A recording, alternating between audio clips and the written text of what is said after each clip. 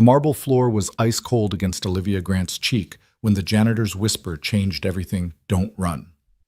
Three masked gunmen swept through First National Bank with military precision, but it was the man in the gray uniform, the one she'd passed 1,000 times without a glance, whose steady eyes promised survival. In that moment, as tactical boots thundered past and automatic weapons gleamed under fluorescent lights, CEO Olivia Grant discovered that Daniel Ross wasn't just mopping floors.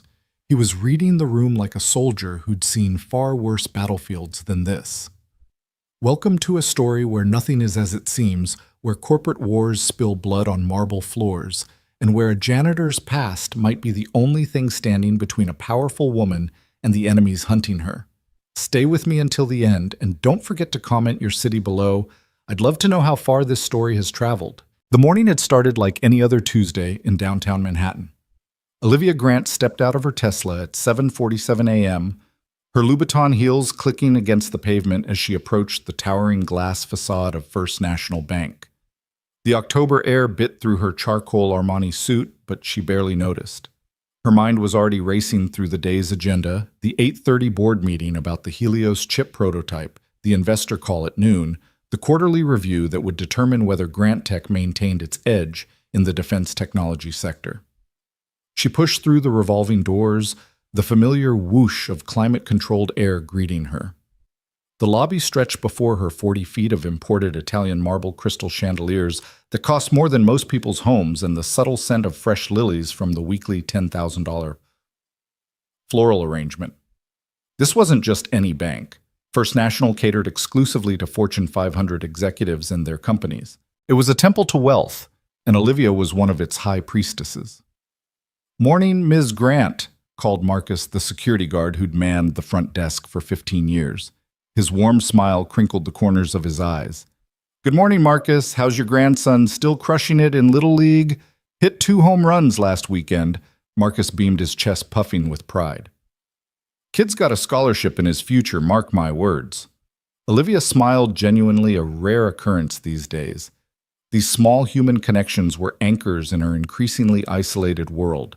Since her divorce 2 years ago, since climbing to the CEO position that had cost her everything else, these brief exchanges were sometimes the only real conversations she had all day. She moved toward the executive elevator, fishing her access card from her Hermes bag. The morning crowd was filling in, bankers in their identical Brooks Brothers suits, a handful of early clients, the usual Tuesday morning ballet of capitalism. She noticed the janitor pushing his cart near the teller stations, his head down, focused on his work. Gray uniform, maybe mid-40s, unremarkable in every way. She'd probably passed him 100 times and couldn't recall ever really seeing him. That would change in exactly 3 minutes. Olivia had just pressed the elevator button when the first sign of wrongness hit her. It wasn't dramatic, just a subtle shift in the air like the pressure drop before a storm. She turned, instinctively scanning the lobby. Everything looked normal, but her gut, the same instinct that had saved her company from 3 hostile takeovers, was screaming. Then she saw them. 3 men had just entered through the revolving doors. They wore expensive suits, but something was off. Their movements were too coordinated, too purposeful. While other morning arrivals meandered toward their destinations, these 3 moved like a unit, their eyes sweeping the room in practiced arcs. The elevator dinged behind her. The doors slid open. She almost stepped inside. Almost. But then the man in the center reached into his jacket, and Olivia's blood turned to ice water. The morning sun caught the dull metal of an automatic weapon as he pulled it free. Time seemed to fracture, everything happening in horrible slow motion and lightning speed simultaneously. "Everybody on the ground now." The voice was professional, controlled not the panic scream of a desperate criminal, but the measured command of someone who'd done this before. The lobby erupted in chaos. Screams bounced off the marble walls. The sound of bodies hitting the floor created a percussion of fear. Olivia's mind went into overdrive, calculating options in milliseconds. The elevator was still open behind her, but she'd never make it. The main entrance was 40 feet away now, blocked by one of the gunmen. The emergency exits were on the far side of the teller stations. Her Krav Maga training from those executive protection courses felt laughably inadequate against automatic weapons. "I said, down!" The leader's rifle swung toward her. She dropped her knees, hitting the marble hard enough to send spikes of pain up her thighs. Her $8,000 suit would be ruined, she thought absurdly, as if that mattered when her life hung by a thread. The gunmen moved with military efficiency. One secured the main entrance, flipping the locks and pulling down security shutters with practiced ease. Another headed for the security desk, where Marcus sat frozen, his hand hovering near the silent alarm button he'd never reach in time. "Don't be a hero, old man," the gunman said, almost gently. "Hands on the desk." That's it. The leader, the one who'd first drawn his weapon, stood in the center of the lobby like a conductor preparing his orchestra. Through the eye slits of his tactical mask, his gaze was cold, calculating. This wasn't a smash and grab. This was something else. "Ladies and gentlemen," he announced, his voice carrying that same unnerving professionalism, "this will be over quickly if everyone cooperates. We're not here for your wallets or your jewelry. Stay down, stay quiet, and you'll have a story to tell at dinner tonight. Try to be a hero." He let the rifle's barrel drift across the crowd of prone bodies. "And you won't make it to dinner." Olivia pressed herself flatter against the cold marble, her cheek against the floor. From this angle, she could see under the teller stations, could watch feet moving in their choreographed dance. That's when she noticed the janitor. He was down like everyone else, maybe 15 feet to her left, his gray uniform making him nearly invisible against the floor. But while everyone else radiated terror bodies, rigid breathing, and panicked gasps, he was utterly still, too still. His breathing was controlled, measured, and his eyes were tracking the gunman with the focused intensity of a predator watching prey. Their gazes met across the polished floor. Olivia expected to see fear reflected back at her, the same terror that was probably written across her own face. Instead, she saw something that made her breath catch recognition. Not of her, he was looking at the situation, reading it like a familiar text. That's when he whispered it, "Don't run." The words were barely audible, meant only for her. She wanted to ask what he meant, wanted to know how he could be so calm, but his eyes had already shifted back to tracking the gunman. "Colin," the leader called out, and Olivia's attention snapped to the teller stations. "You're up." A teller stood Colin Weatherby, she realized, one of the senior staff members. But instead of the terror she expected to see on his face, there was grim determination. He moved to his station with purpose, his fingers flying over the keyboard. The inside man. Jesus Christ, this had been planned from the inside. 2 minutes, Colin said, his voice steady. The system's running its authentication cycle. 2 minutes for what Olivia's mind raced. The bank dealt with massive wire transfers daily, but those required multiple authorizations. The safety deposit boxes were in the basement vault, time-locked until 9 a.m. What could they be after? That Colin could access in 2 minutes. Then it hit her like a physical blow. The Helios chip.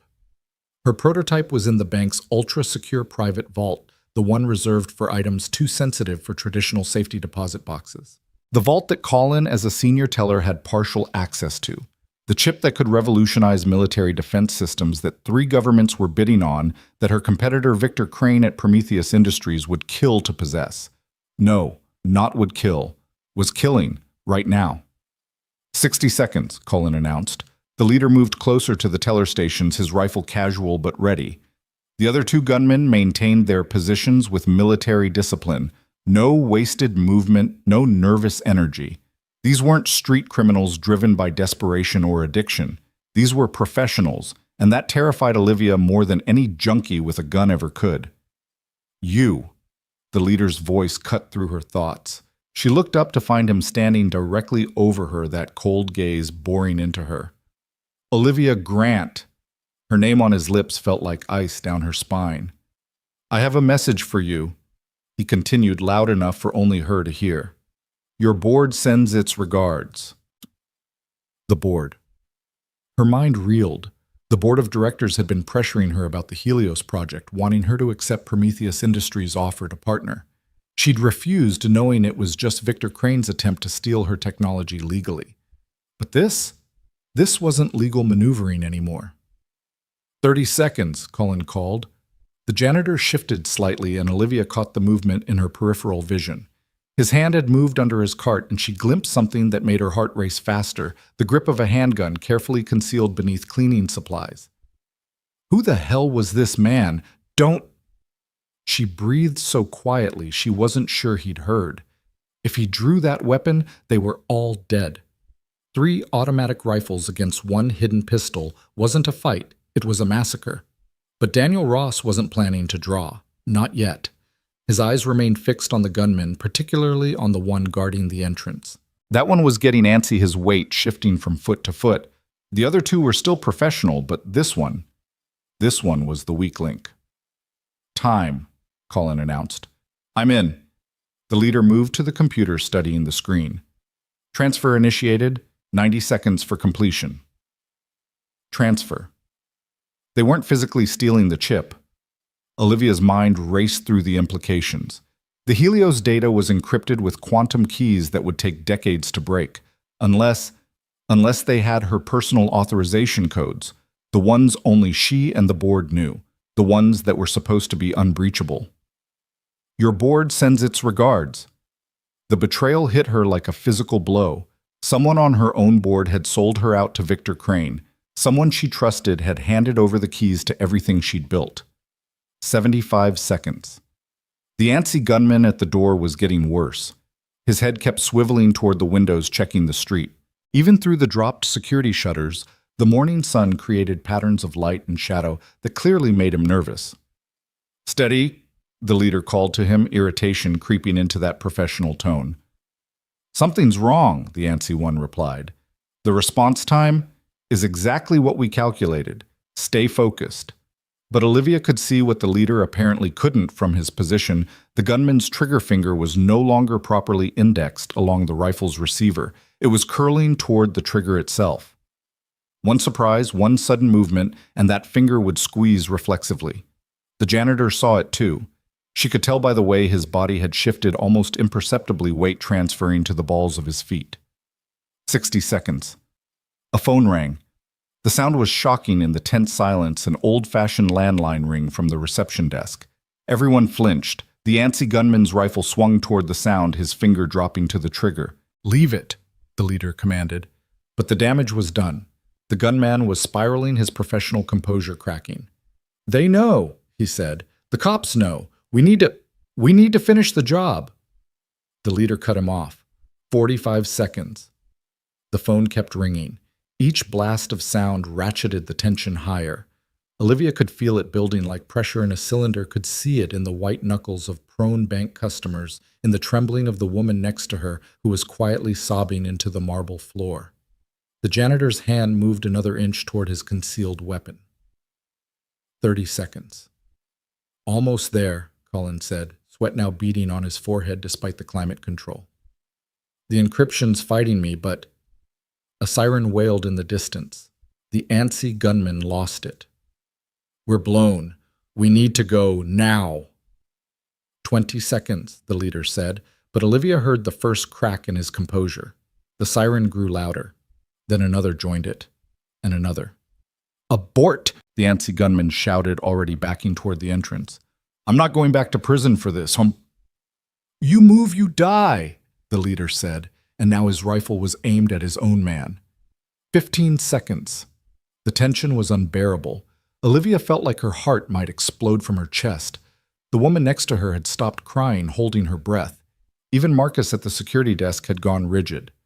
10 seconds. The sirens were definitely getting closer, multiple vehicles converging on their location. Got it, Colin shouted. Transfer complete. Wipe the terminal. The leader ordered, already moving. 30 seconds to exit. They were really going to do it. They were going to walk out with her life's work with technology that could shift global power balances, and there was nothing she could...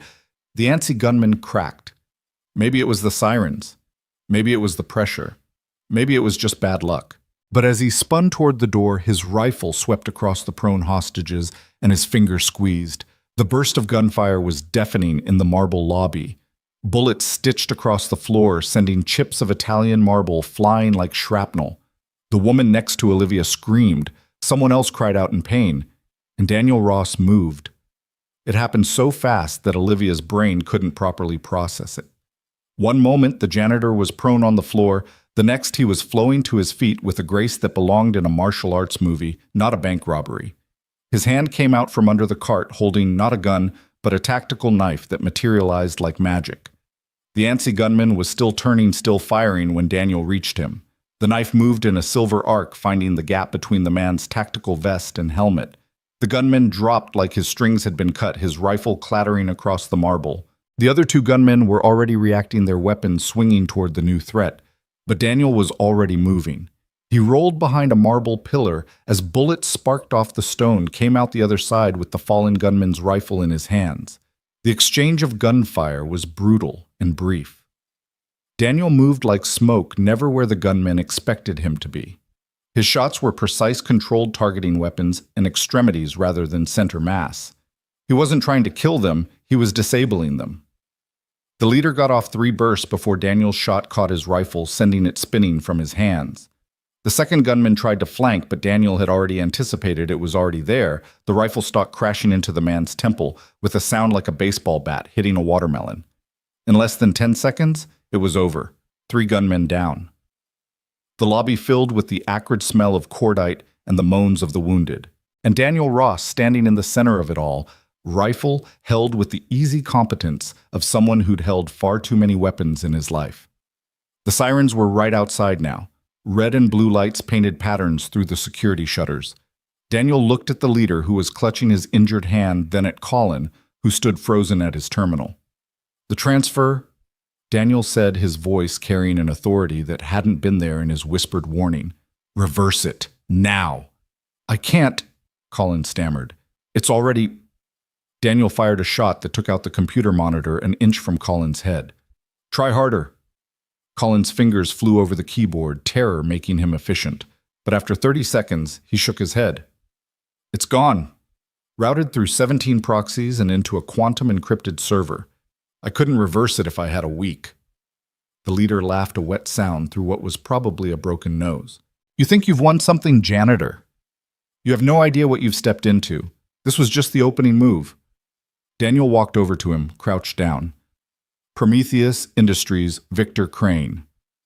The leader's eyes widened behind his mask. "How did you—" "Because I've been watching, waiting."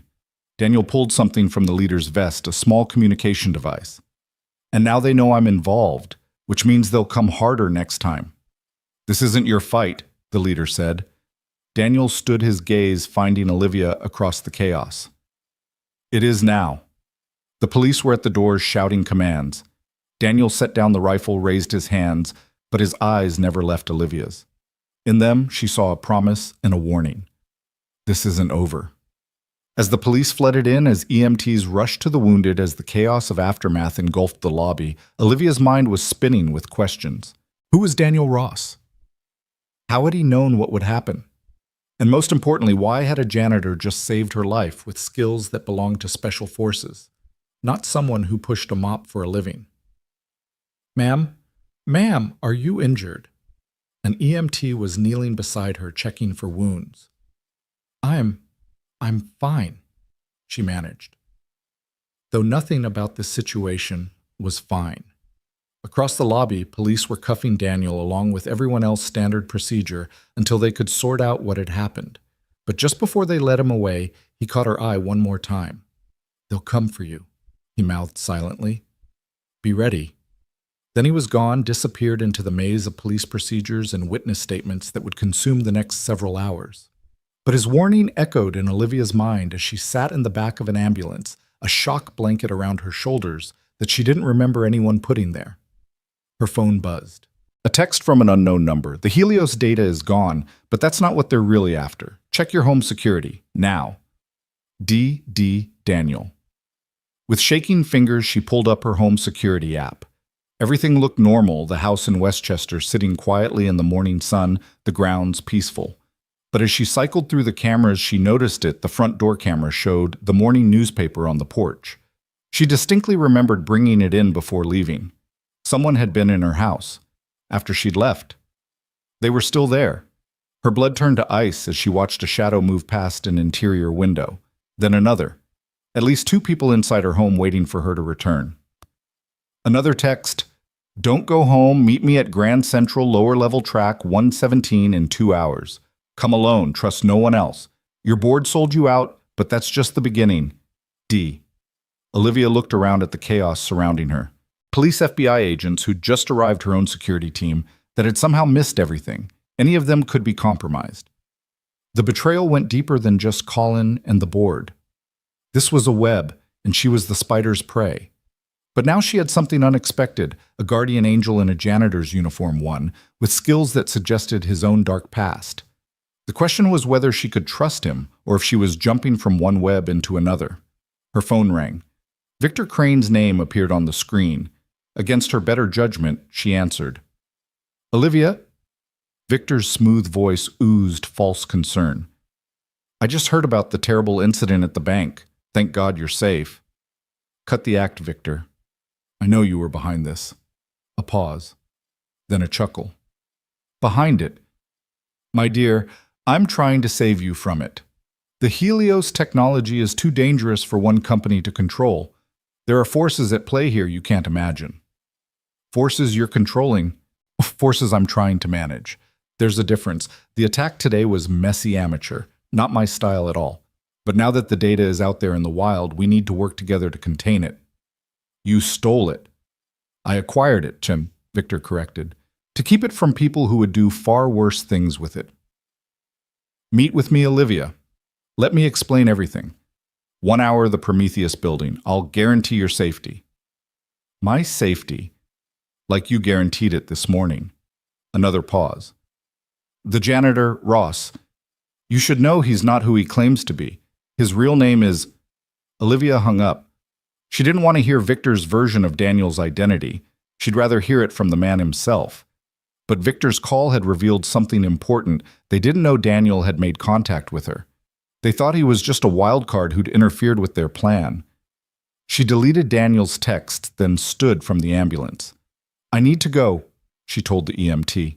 Ma'am, you should really be checked for shock. I'm fine. She spotted Detective Morrison, the lead investigator. Detective, I've told you everything I know.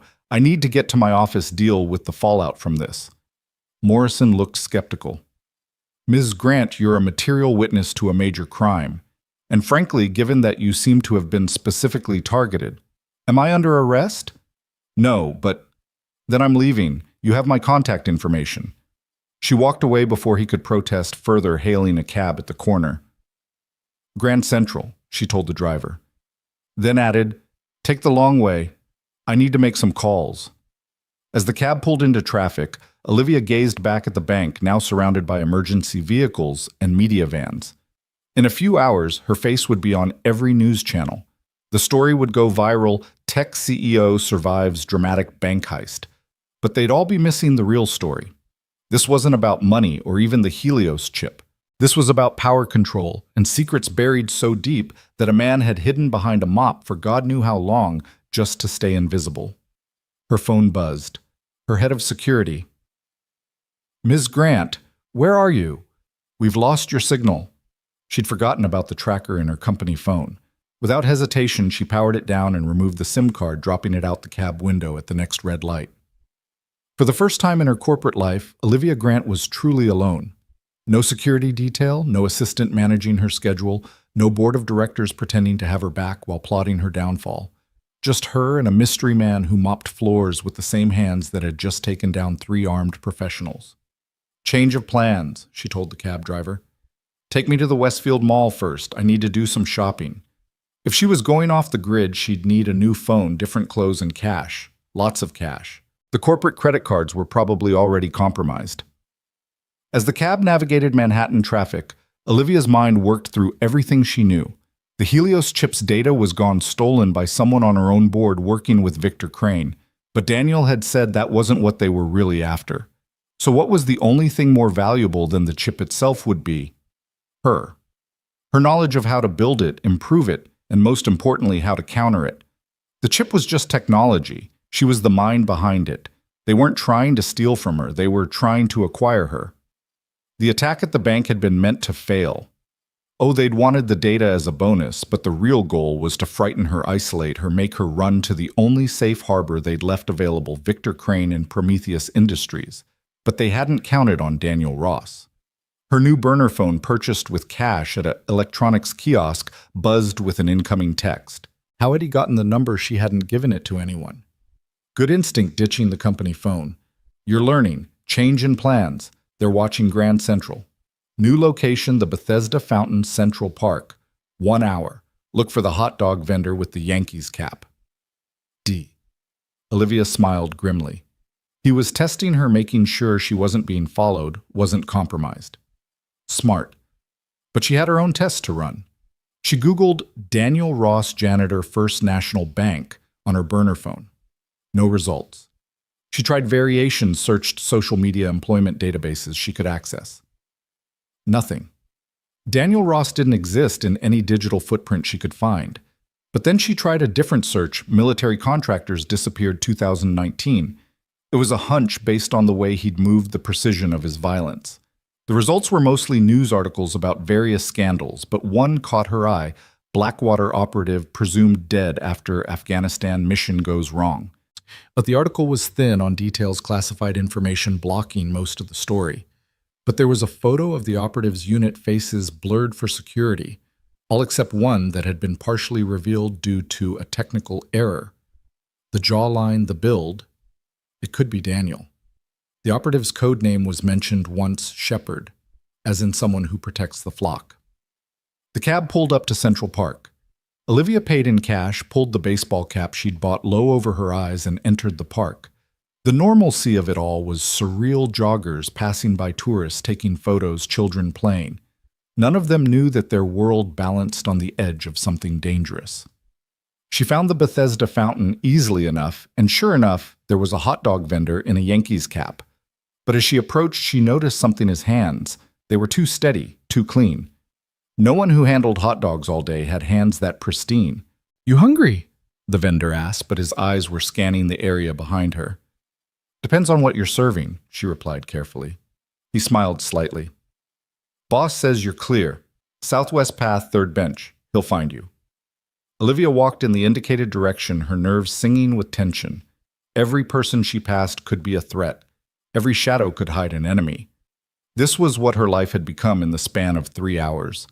She found the bench and sat, trying to look casual. The minutes stretched like hours. Then suddenly he was there, sitting beside her as if he'd materialized from thin air. Daniel Ross looked different out of his janitor's uniform. He wore jeans and a simple jacket, but she could see the warrior beneath the casual clothes now. The way he sat allowed him to see every approach. His hands rested in positions that could reach concealed weapons in fractions of seconds. "They're gone," he said without preamble. "The men waiting at your house. They left 20 minutes ago when you didn't show." "How do you know?" "I've been watching them watch you for 3 weeks." The implications of that statement hit her like a slap. 3 weeks? You've known this was coming for 3 weeks. I've known something was coming for 3 months. It took me 3 weeks to narrow it down to you and the Helios project. "Who are you?" The question came out as barely a whisper. Daniel was quiet for a long moment, watching a family feed ducks at the pond. Someone who made powerful enemies. Someone who died in Afghanistan officially. Someone who came back to find his life erased and his daughter threatened if he ever surfaced again. Daughter. The word humanized him in a way nothing else could have. "They let me live on one condition," he continued, "that I stay dead. No contact with my former life, no using my skills, no drawing attention, so I became invisible. A janitor. Nobody looks at the janitor." "But you acted today. You broke your cover." "Because they broke the rules first." His voice hardened. 3 weeks ago, someone accessed my sealed records. Someone very powerful with very deep connections. They were looking for pressure points, weaknesses. They found my daughter. Victor Crane. Crane is middle management in this game. There are players here you've never heard of, Olivia. Defense contractors who make Prometheus look like a corner store. Government officials who've forgotten which flag they serve. And now they all want what's in your head. The Helios technology. No. Daniel turned to look at her directly. Helios is version 1. What they want is what you haven't built yet. Version 2. The one that makes Helios obsolete. Olivia's blood ran cold. How could they know about Project Aurora, the theoretical framework you've been developing in private, the quantum-entangled defense system that would make traditional warfare impossible? That's impossible. I haven't told anyone. The files are encrypted on an air-gapped computer that never touches any network. Your board member Harrison Blackwood. He's been in your home office, photographed your handwritten notes during the dinner party you hosted last month. The violation of it made her sick. Harrison had been her mentor, had helped her build Grant Tech from nothing. I need proof. Daniel pulled out a phone, showed her photos. Harrison in her office using a micro camera. Harrison meeting with men she didn't recognize in a parking garage. Harrison receiving an envelope that undoubtedly contained more money than most people saw in a lifetime. My God. He's just the tip of the iceberg. Richardson is compromised too, and your CFO Jennifer Walsh. Jennifer. But she's my friend. We've known each other since college. They got to her through her son. He has a drug problem she's been hiding. They've been supplying him in exchange for information. Olivia felt her world crumbling. Everyone she trusted, everyone she'd built her empire with had betrayed her. So what do I do if the entire board is compromised? Not the entire board. You have 2 allies left, but they don't know about each other or the full scope of what's happening. Margaret Chen and Douglas Porter. Chen's clean because she's too new, only joined 6 months ago. Porter's clean because he's too stubborn and too rich to be bought or blackmailed. How long have you been investigating my life? Long enough to know you're in over your head, but also long enough to know you're the only one who can stop what's coming. Which is... Daniel was quiet for a moment, watching a jogger pass. When he spoke again, his voice was grim. A complete restructuring of global defense. Imagine if one company or one shadow organization controlled technology that could shut down any military system on the planet. No more balance of power. No more mutually assured destruction, keeping the peace. Just one finger on the button that could turn any nation's defenses into useless metal. Aurora isn't weaponized. It's purely defensive. In your hands, yes. In theirs. He shook his head. They'll turn it into the ultimate offensive weapon. Strike anywhere, anytime with complete impunity, because no one can strike back. The full horror of it washed over Olivia. Her life's work, her dream of making war obsolete through defense technology, could become the tool of absolute oppression. We have to stop them. Daniel raised an eyebrow. Yesterday, I was nobody. Today, I'm a wanted man who killed someone in a bank. After tomorrow, every intelligence agency in the world will be hunting me. I should be running. But you're not. No. His jaw tightened. Because they threatened my daughter, Emma. She's 9 years old, lives with her aunt, who thinks I'm dead. She's safe as long as I play dead, but if I surface, if I fight back, they'll hurt her. Or worse, use her as leverage to make me work for them. He stood abruptly. Which is why you need to forget you ever met me. Go to Crane, take his deal. Buy yourself time to figure out a countermove. You're abandoning me. Olivia stood too, anger flashing through her fear. I'm saving you, and my daughter. The moment they realize we're working together, both our lives are over.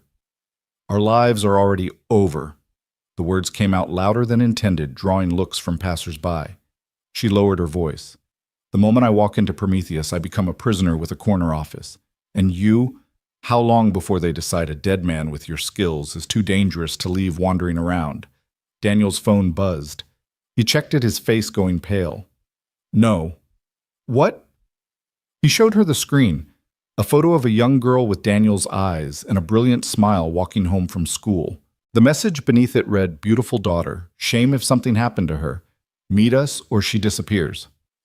How did they? Olivia began. I was too careful. Never made contact, never went near her. His hands were shaking, the first sign of real emotion she'd seen from him. Unless... His eyes met hers with terrible understanding. This was never about the Helios data, Olivia breathed. The bank, the attack, it was all to force you to reveal yourself, to protect me.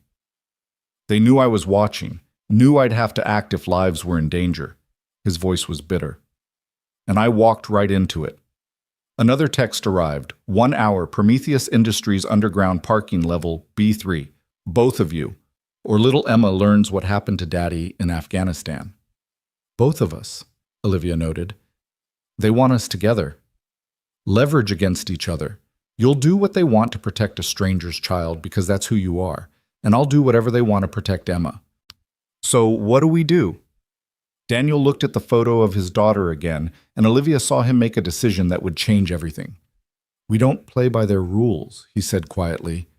There's something they don't know, someone they haven't accounted for. Who? The real reason I became a janitor at that particular bank. I wasn't just hiding, I was hunting. He turned to face her fully. My unit in Afghanistan, we weren't just military contractors. We were investigating a Defense Department leak. Someone was selling military secrets to private corporations.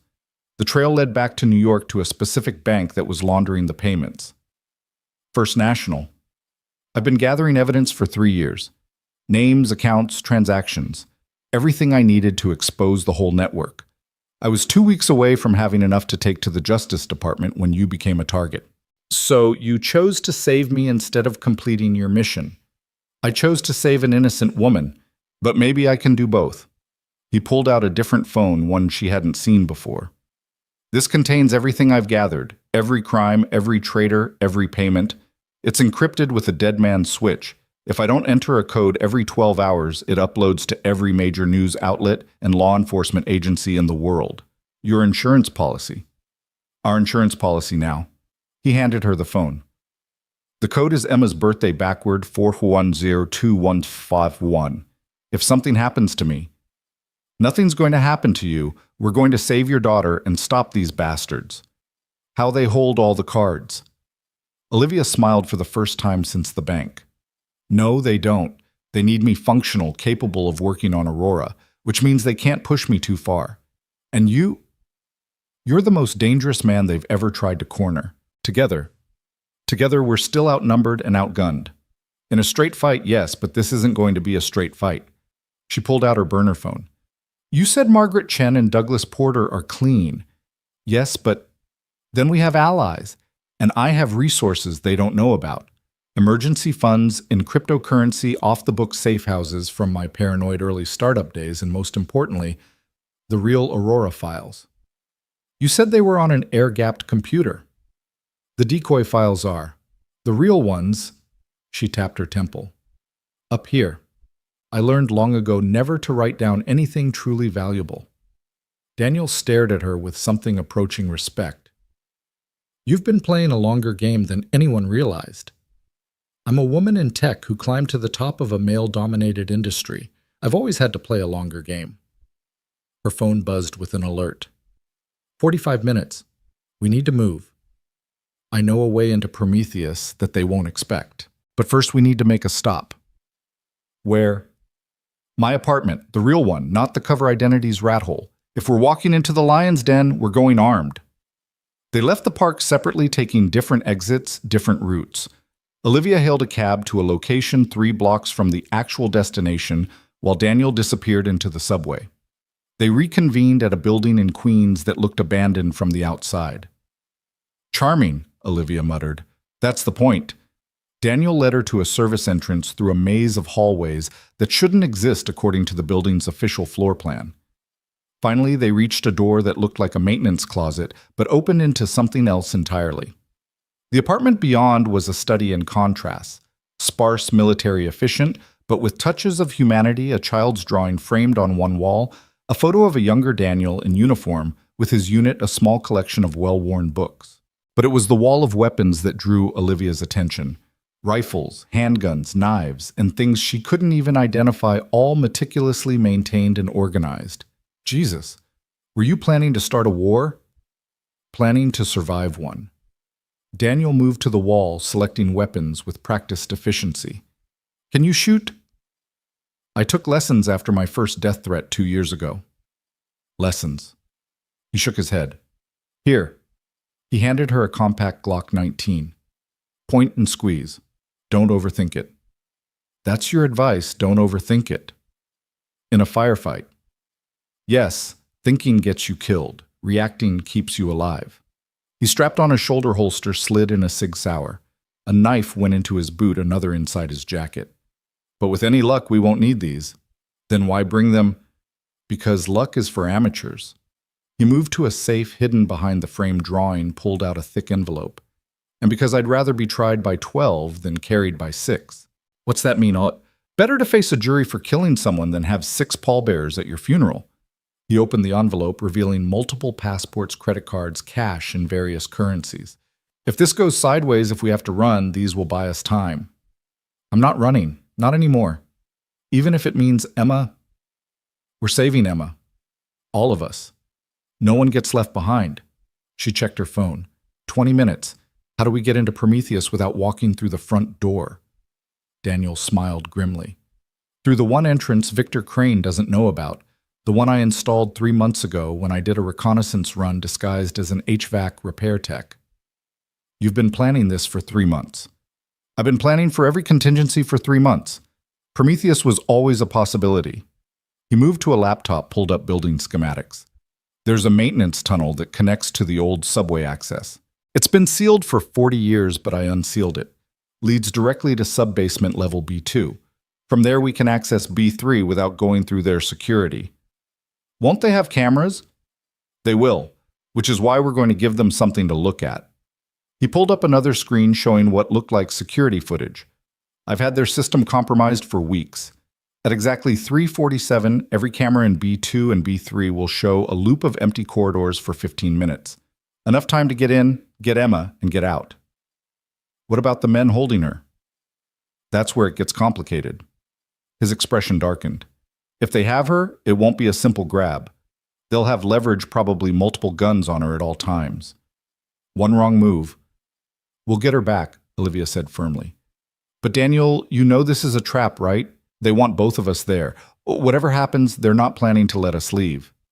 I know, which is why we're not really going to be there. What? He pulled out 2 small devices, holographic projectors, military-grade borrowed from my old unit's equipment that was never returned. They'll create realistic 3D images of us that can even interact with basic environmental factors. Good enough to fool someone for maybe 5 minutes if they're not looking too close. 5 minutes isn't long. It's long enough if we use them right. We go in real make contact, then switch to holograms while we circle around behind them. That's insane. That's Tuesday in Special Ops. He checked his equipment one more time. You sure you want to do this last chance to walk away? I told you I'm not walking away. These people destroyed my company, betrayed my trust, and threatened an innocent child. They're going to learn what happens when you corner someone with nothing left to lose. Daniel nodded slowly. All right then, let's go save my daughter and burn their whole operation to the ground. They left through a different exit, taking Daniel's nondescript Honda Civic that was registered to another one of his false identities. As they drove through Queens toward Manhattan, toward whatever waited for them in the depths of Prometheus Industries, Olivia found herself thinking about how much had changed in just a few hours. This morning, she'd been a CEO worried about quarterly reports and board meetings. Now she was armed allied with a ghost and about to infiltrate one of the most secure buildings in New York. Daniel, she said as they neared the tunnel entrance he'd described. After this is over, if we survive, what then? Then we disappear. New identities, new lives, somewhere they'll never find us. All of us. Yumi and Emma. He glanced at her. You do that. Leave everything behind. Everything I built is already gone, stolen, corrupted, or compromised. Maybe it's time to build something new, something better. With a killer and his daughter. With a protector and a child who deserves a chance at a normal life. She checked the Glocks magazine, surprising herself with how natural the motion felt. Besides, normal is overrated. Daniel actually smiled a real smile that transformed his face. You're either the bravest or the craziest woman I've ever met. ¿Por qué no los dos? She replied, and was rewarded with an actual laugh. But the moment of levity passed quickly as they reached the tunnel entrance. Reality crashed back somewhere in the building. Looming above them, a 9-year-old girl was being held hostage. The men waiting for them had all the advantages, numbers, position, preparation. All Daniel and Olivia had was determination, desperation, and the element of surprise. As Daniel picked the lock on the tunnel entrance, Olivia sent a quick message from her burner phone to Margaret Chen. Board compromised. Hostile takeover imminent. Gather the loyal shareholders. War begins tonight. Then she followed Daniel into the darkness, ready to face whatever came next. The tunnel smelled of decades of neglect, rust mold, and something else that might have been dead rats. Their footsteps echoed despite their efforts to move quietly. Emergency lighting that Daniel had installed cast eerie shadows on the walls. "Stay close," he whispered, "and whatever happens, remember. React, don't think. I got it." They reached the access point to B2. Daniel checked his watch. 30 seconds until the camera loop starts. Those 30 seconds felt like 30 years. Then Daniel's phone vibrated once the signal that the loop was active. They emerged into a pristine corporate hallway, the contrast to the tunnel jarring. Everything here was marble and glass cold efficiency that probably cost millions to achieve. This way, Daniel led her through a maze of corridors moving with purpose but not haste. To anyone watching, they might have been maintenance workers or lost visitors. They reached the stairwell to B3.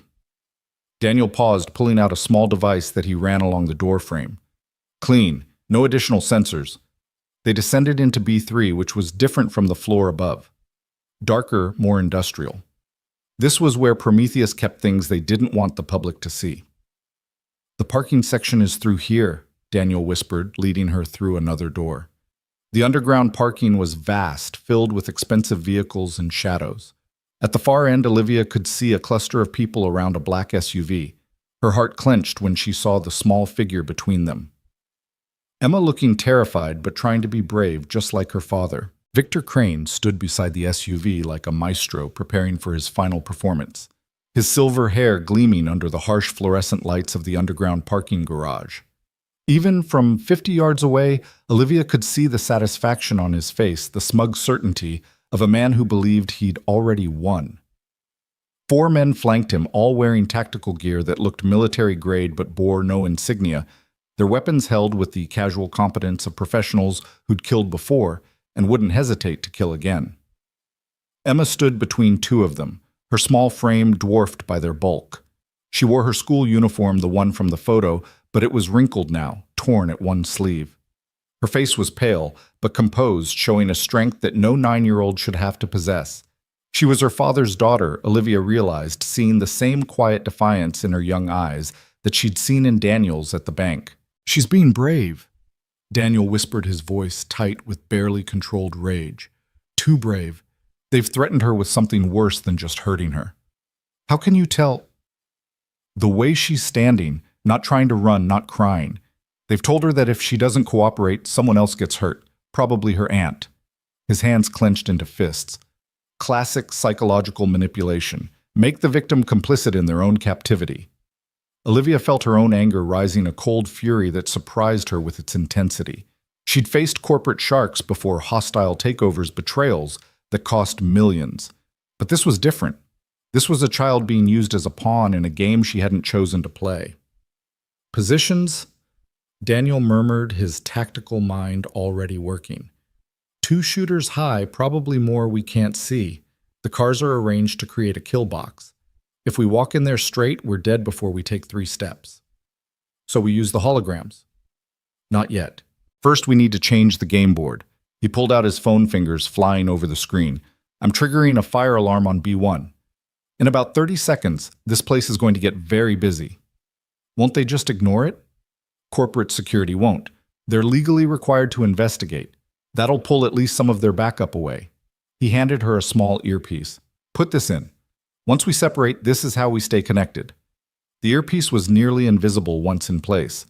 Olivia heard Daniel's voice crystal clear in her ear as he continued, "When the alarm goes off, you're going to walk straight toward them. Hands visible, no sudden movements. You're the prize they want functional. They won't shoot you. And you, I'll be exactly where they don't expect me." He pulled something from his jacket, a small device that looked like a car key fob. "This controls the holograms. Once you're close enough, hit the red button. It'll project both our images from the emitters I'm about to place." "How will I know when—" "You'll know." His eyes met hers, dark and serious. Olivia, whatever happens, if I tell you to run, you run. Don't look back. Don't try to help. Just run. I'm not leaving you or Emma. You will if I tell you to, because if this goes wrong, someone needs to survive to expose them. That's you. The evidence, the dead man's switch, everything depends on you getting out. Before she could argue, the fire alarm erupted above them, a piercing wail that echoed through the parking structure. As Daniel had predicted, several of the tactical dressed men immediately spoke into radios, two of them jogging toward the stairwell. Now, Daniel breathed. Walk. Slowly. Hands where they can see them.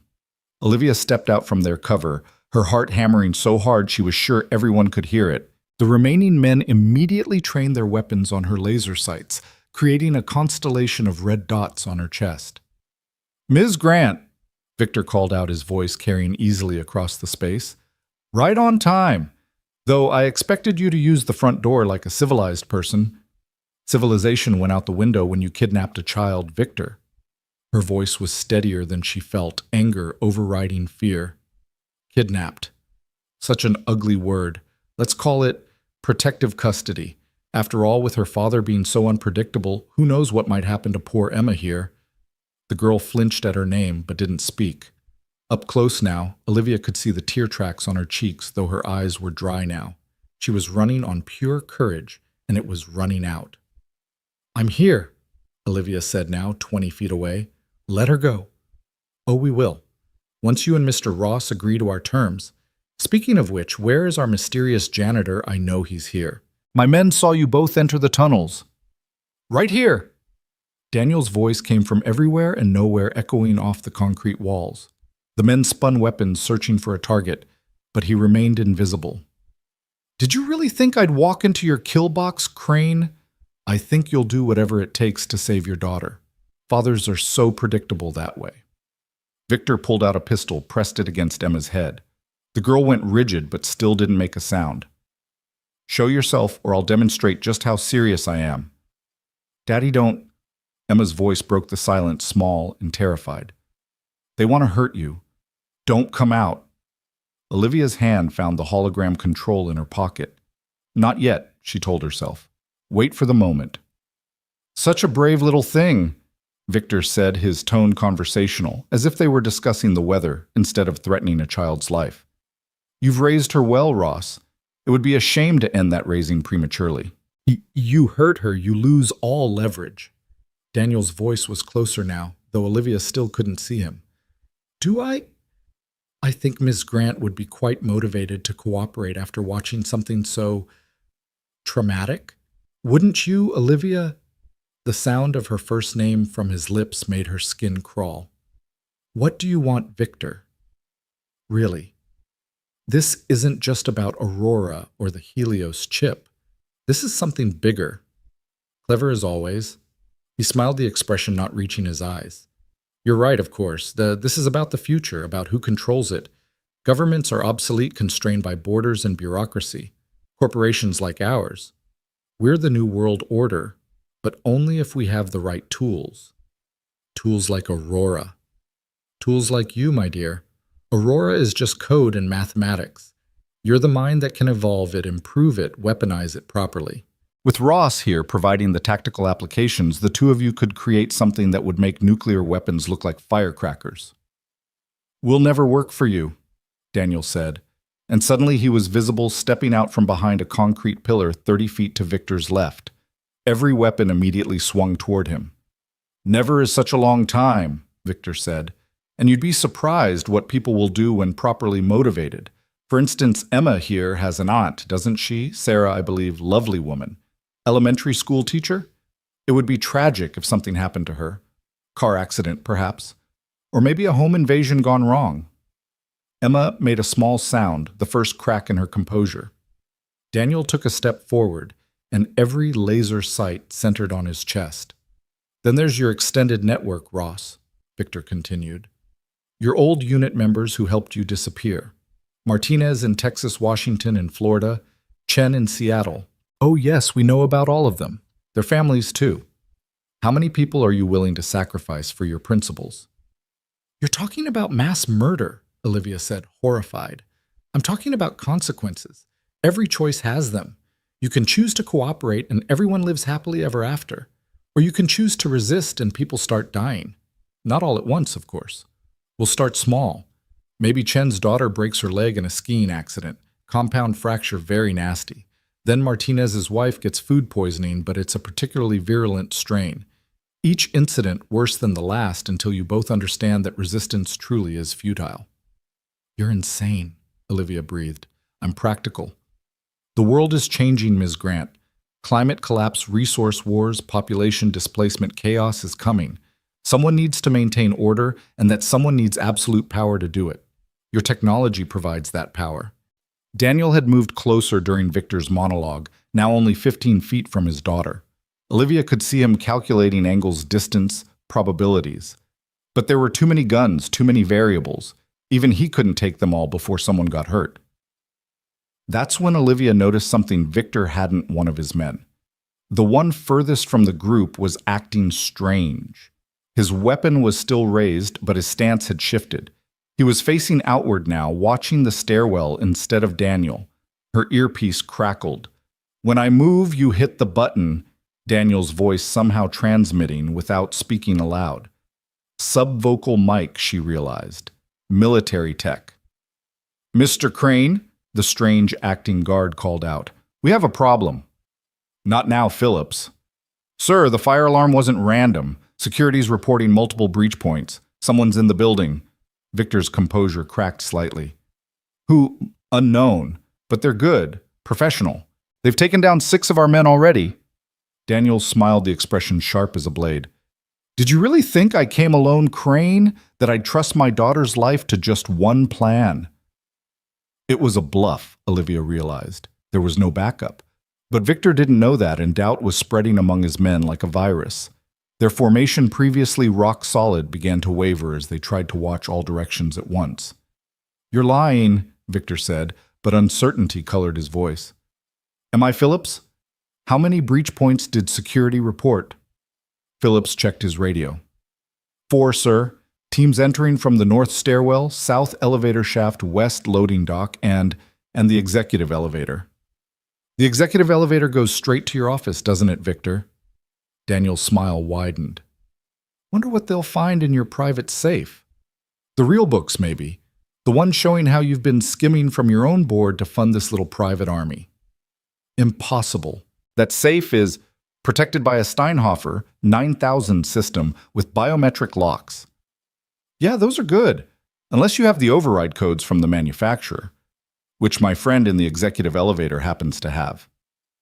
More doubt, more weapons wavering. Olivia could feel the moment approaching like a wave building far out at sea.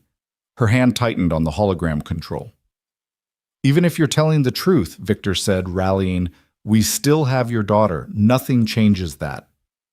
Everything changes that, Daniel said softly, because now you're fighting on multiple fronts. Your men are divided, your attention is split, and you have no idea how many enemies you're actually facing.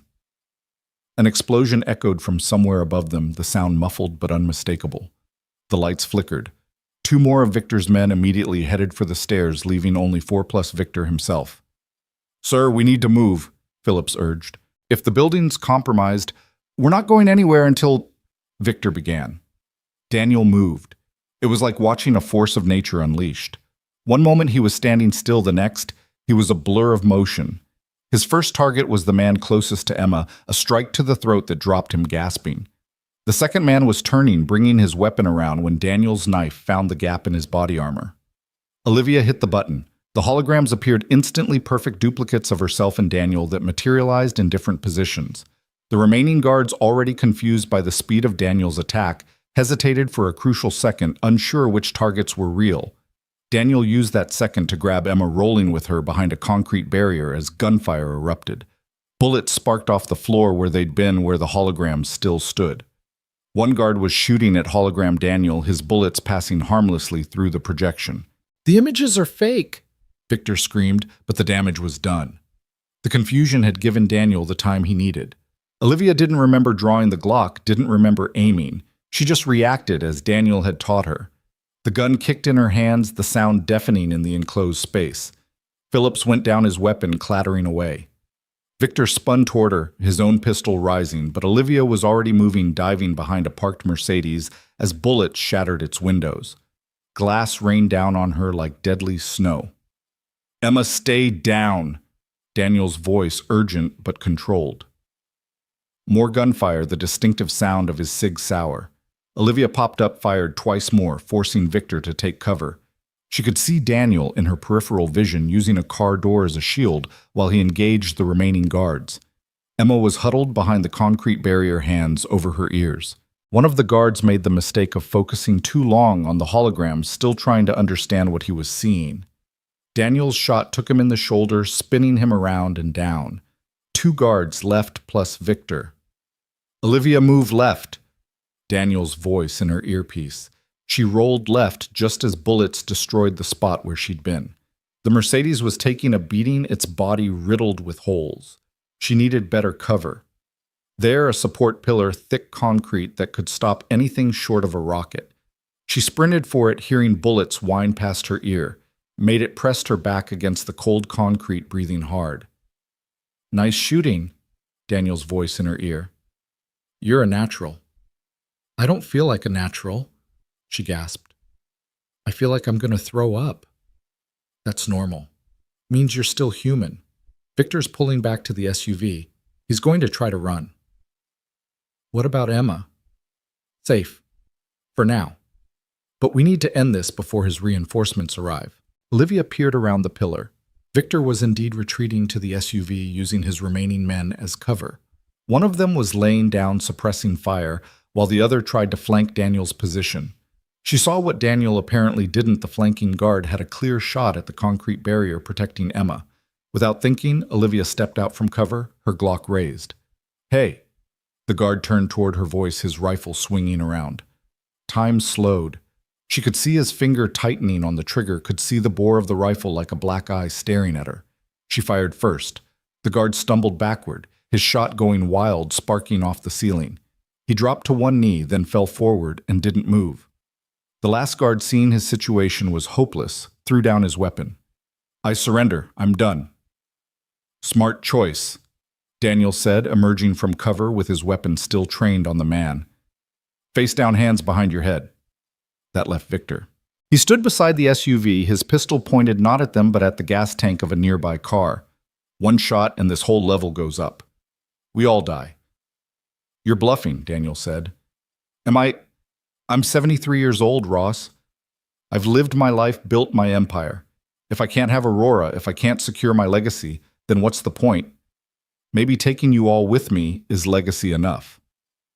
You'd kill yourself over a weapons system. Olivia couldn't believe what she was hearing. I'd kill myself over the principle. The weak don't deserve to inherit the earth. If I'm too weak to win here today, then I don't deserve to survive. He was serious, she realized. The fanatic gleam in his eyes wasn't madness, it was conviction. "Daddy?" Emma's small voice broke the standoff. She was peering out from behind the barrier, tears streaming down her face. "Daddy, I'm scared." Daniel's composure cracked. "It's okay, sweetheart. Everything's going to be okay. Just stay where you are." "Such touching sentiment," Victor said, "but it changes nothing. Here's what's going to happen. Ms. Grant is going to come with me. We're going to leave and you're not going to follow. In exchange, you get to walk away with your daughter." "No deal," Daniel said immediately. "Then we all die. Simple as that." "You're forgetting something, Victor," Olivia said, stepping forward despite Daniel's warning gesture. "The evidence Daniel collected, the proof of your entire network's crimes. If we die here, it all goes public. A problem for dead men to worry about. Not just dead men. Your legacy, your company, everything you built will be remembered as a criminal enterprise. Your name will be synonymous with treason." That hit home. She could see it in the way his jaw tightened, the way his grip on the pistol shifted. "Moreover," she continued, "I've already transmitted the Aurora specifications to servers in 12 different countries. If I don't enter a code every 6 hours, they automatically publish to every university and government database in the world. Your competitors won't need to steal it. They'll be able to download it for free." It was a lie, but a believable one. Victor's eyes narrowed, calculating. "You wouldn't. That technology in the wrong hands, better in everyone's hands than just yours. She took another step forward. But we can make a deal. You walk away, disappear, and the evidence stays buried. Try to come after any of us again, and everything goes public. Olivia, no, Daniel warned. She ignored him. What's it going to be, Victor? Mutual assured destruction or mutual survival? For a long moment, the parking garage was silent except for the distant wail of sirens. More fire alarms were going off now, Victor's entire building apparently in chaos. Finally, Victor lowered his pistol. You've won this round, but this isn't over. The people I work for, they don't give up. They'll come for you.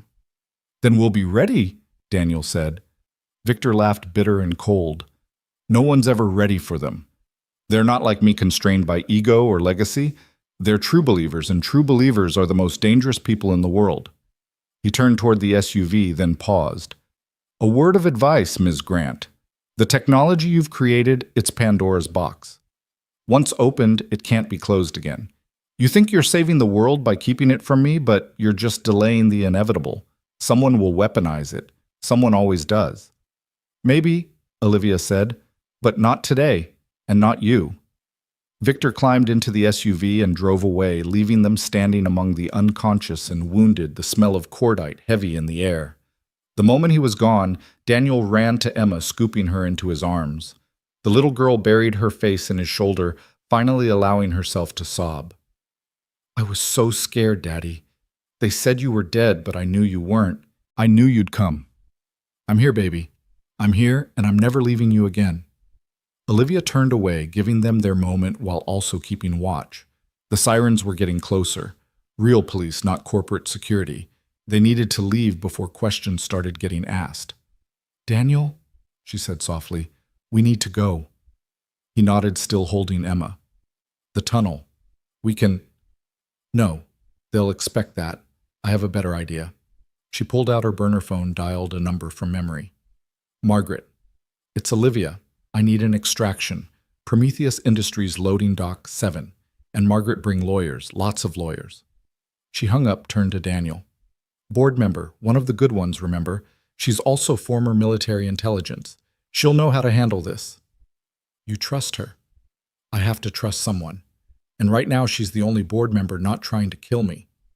Daniel stood Emma still in his arms. The girl looked at Olivia with those two wise eyes. Are you the reason Daddy had to hide? No, sweetheart, Daniel said quickly.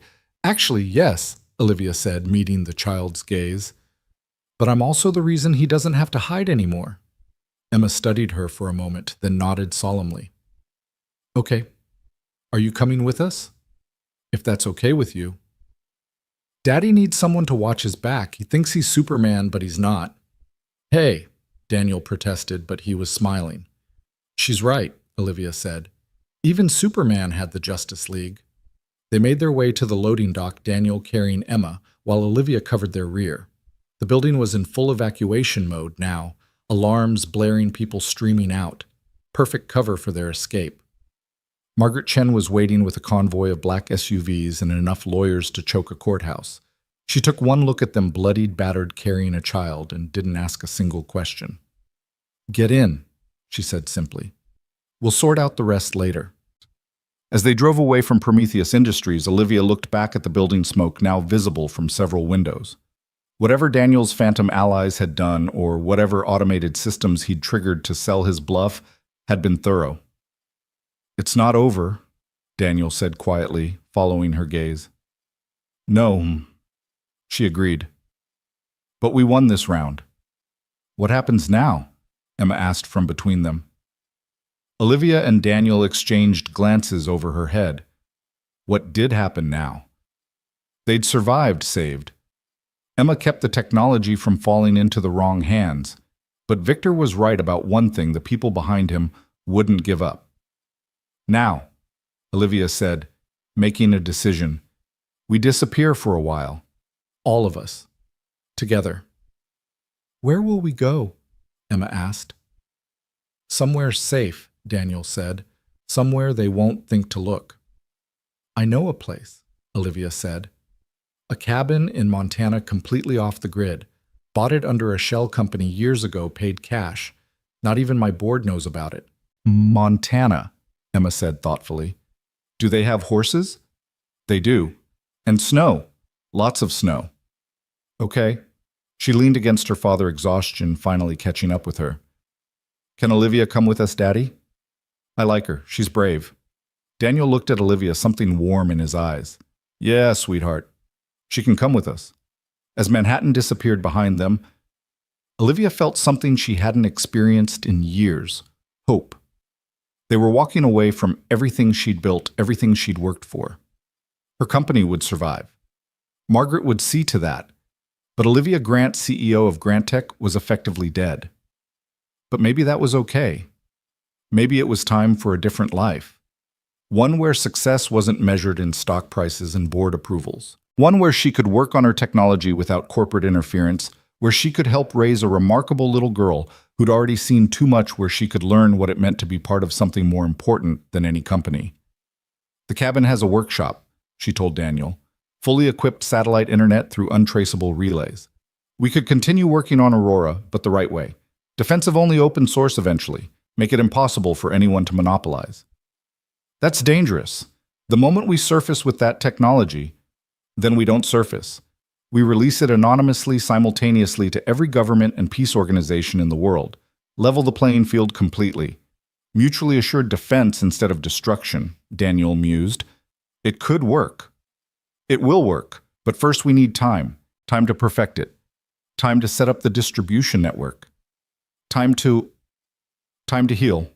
Daniel interrupted gently, glancing at his daughter who had fallen asleep against his shoulder. That too. Margaret's voice came from the driver's seat. I've arranged clean papers for all of you. New identities completely backstopped. The company owes me some favors from my intelligence days. You'll be ghosts until you choose not to be. What about Grant Tech? Olivia asked. I'll handle it. Emergency board meeting tonight. Harrison Blackwood and the other compromised members are about to discover that their golden parachutes have very large holes in them. Securities fraud, corporate espionage, conspiracy. They'll be too busy trying to stay out of prison to worry about you. And Victor? Victor Crane is about to have his own problems. Turns out the IRS has been very interested in Prometheus Industries' accounting practices. They just needed someone to point them in the right direction. Olivia smiled. Margaret Chen was proving to be a more valuable ally than she'd ever imagined. They switched vehicles twice more standard counter-surveillance protocol, according to Daniel. By the time they reached the private airfield in New Jersey, dawn was breaking, painting the sky in shades of pink and gold. The plane was small but comfortable, chartered under one of Margaret's shell companies. As they boarded, Emma woke up blinking in the early morning light. Are we going on an adventure? She asked. The biggest adventure, Daniel told her. Will there be bad guys, not where we're going? Good, I'm tired of bad guys. She looked at Olivia. Are you my mom now? The question caught Olivia completely off guard. She looked at Daniel, who seemed equally stunned. That's, Olivia stammered. My real mom died when I was little, Emma continued matter-of-factly. Daddy said she was brave and smart and beautiful. You're all those things, so maybe you could be my new mom. Olivia felt tears prick her eyes. This little girl, after everything she'd been through, was offering her a gift greater than any technology or corporate success.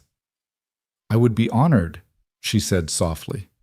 Emma smiled, the first real smile Olivia had seen from her. Good. Daddy needs someone to take care of him. He forgets to eat when he's worried. I do not, Daniel started. You do too, Aunt Sarah told me. Speaking of your aunt, Daniel said, clearly desperate to change the subject. We need to call her, let her know you're safe. Already handled, Margaret said, appearing in the plane's doorway. She's been relocated temporarily just as a precaution. She knows Emma is safe with you. You've thought of everything, Olivia said gratefully. That's my job, or was. I submitted my resignation to the board an hour ago. Figured you could use someone with my skill set more than Grant Tech could. You're coming with us. If you'll have me, someone needs to manage the logistics while you save the world. Margaret smiled. Plus, I've always wanted to see Montana. As the plane lifted off, Olivia looked out the window at the city falling away below. Somewhere down there, Victor Crane was discovering that his empire was crumbling. Harrison Blackwood was probably getting a visit from federal agents. The entire conspiracy was unraveling thread by thread. But that was the past now. The future lay ahead in a cabin in Montana where she could work without corporate interference, where Daniel could finally stop running, where Emma could have something approaching a normal childhood. "Hey," Daniel said softly, his hand finding hers. "You okay?" "Yeah," she said, surprised to find it was true. "For the first time in a long time, I'm actually okay." "This isn't the life you planned." "No," she agreed. "It's better." Emma had crawled into her lap at some point, falling asleep again with the resilience only children possessed. Daniel's arm was around them both, protective and warm. Margaret was up front with the pilot, already working on their new identities, creating people who had never existed but would seem absolutely real to anyone who looked. The sun climbed higher, bathing the cabin in golden light. Below them, America stretched out in all its vast possibility. Somewhere out there were more Victor Cranes, more conspiracies, more threats to peace and freedom. But there were also more people like Margaret willing to sacrifice comfort for conviction. More people like Daniel who would stand up to evil no matter the cost. And maybe, just maybe, there were more people like herself who could create tools for peace instead of war. The flight to Montana would take 4 hours. 4 hours to leave Olivia Grant CEO behind and become someone new, someone better. Someone who measured success not in stock prices, but in the laughter of a child, the trust of a partner, the knowledge that she was working toward something greater than profit. "Daniel," she said quietly, not wanting to wake Emma. "What you did back there calling their bluff about having backup, that was brilliant." "Who says it was a bluff?" He smiled mysteriously. "You don't survive in my world without having contingency plans." "But you said..."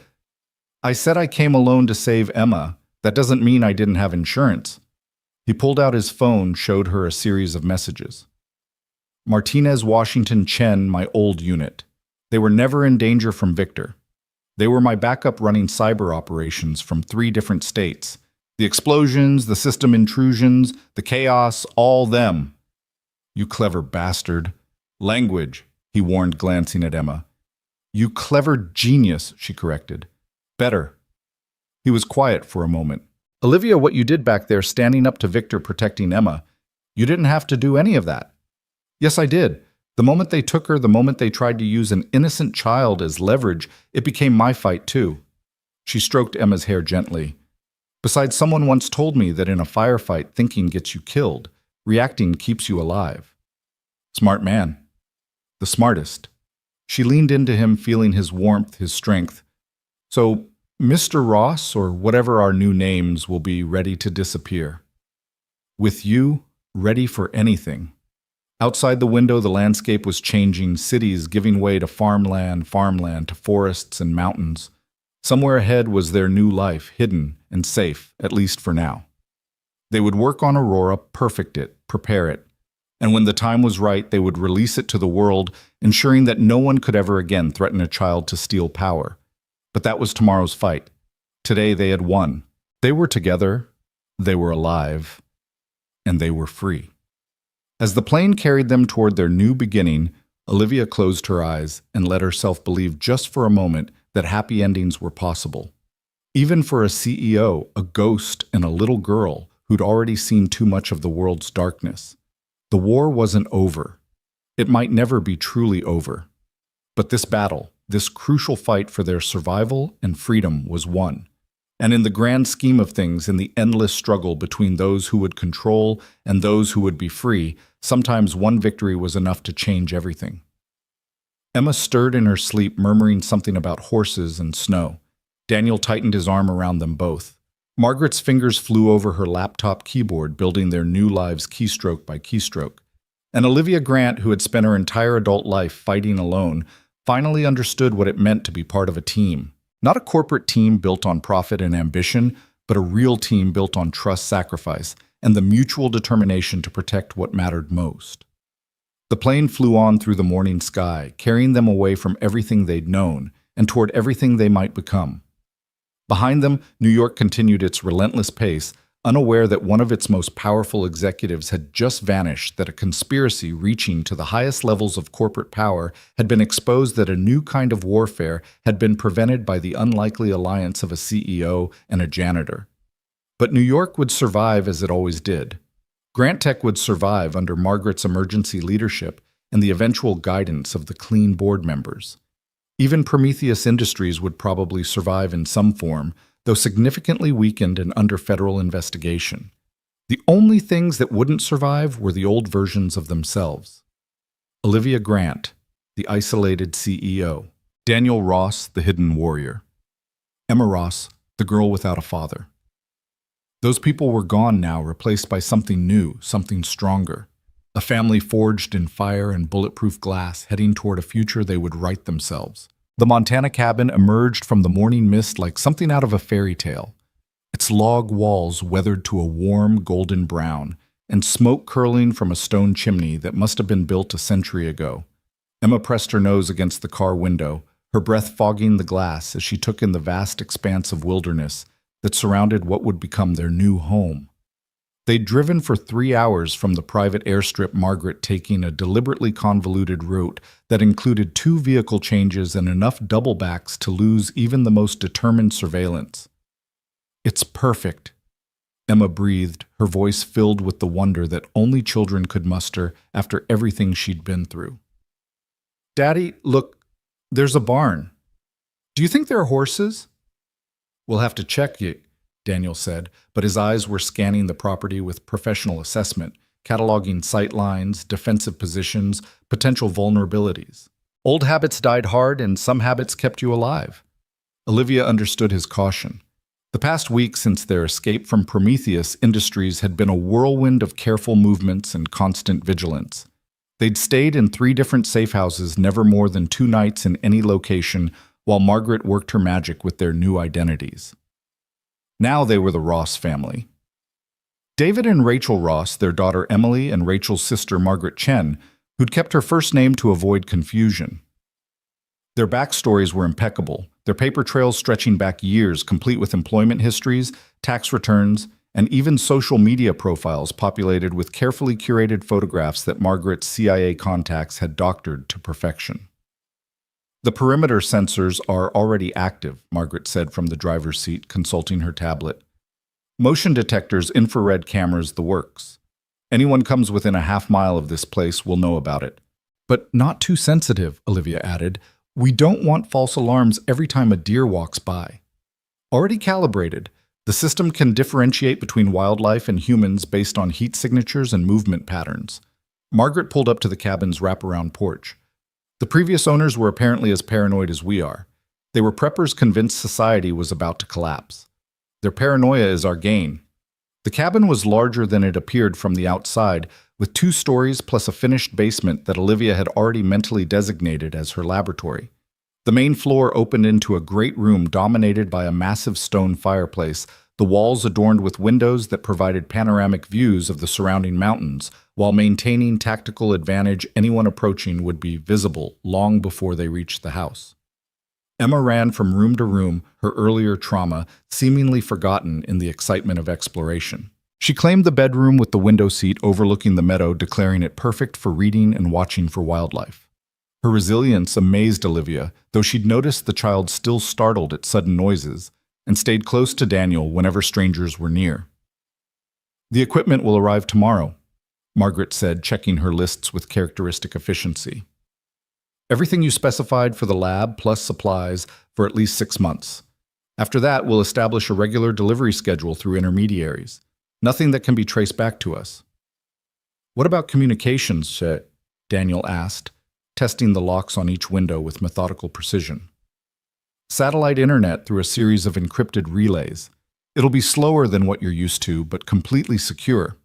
I've also set up a dark web protocol for emergency communications with my remaining contacts." Olivia found herself in what would become her workspace, a room that had probably been a study with built-in bookshelves and a view of the mountains that took her breath away. So different from her corner office at Grant Tech with its view of Manhattan's steel and glass. That life felt like a dream now, or perhaps this was the dream. It was hard to tell sometimes.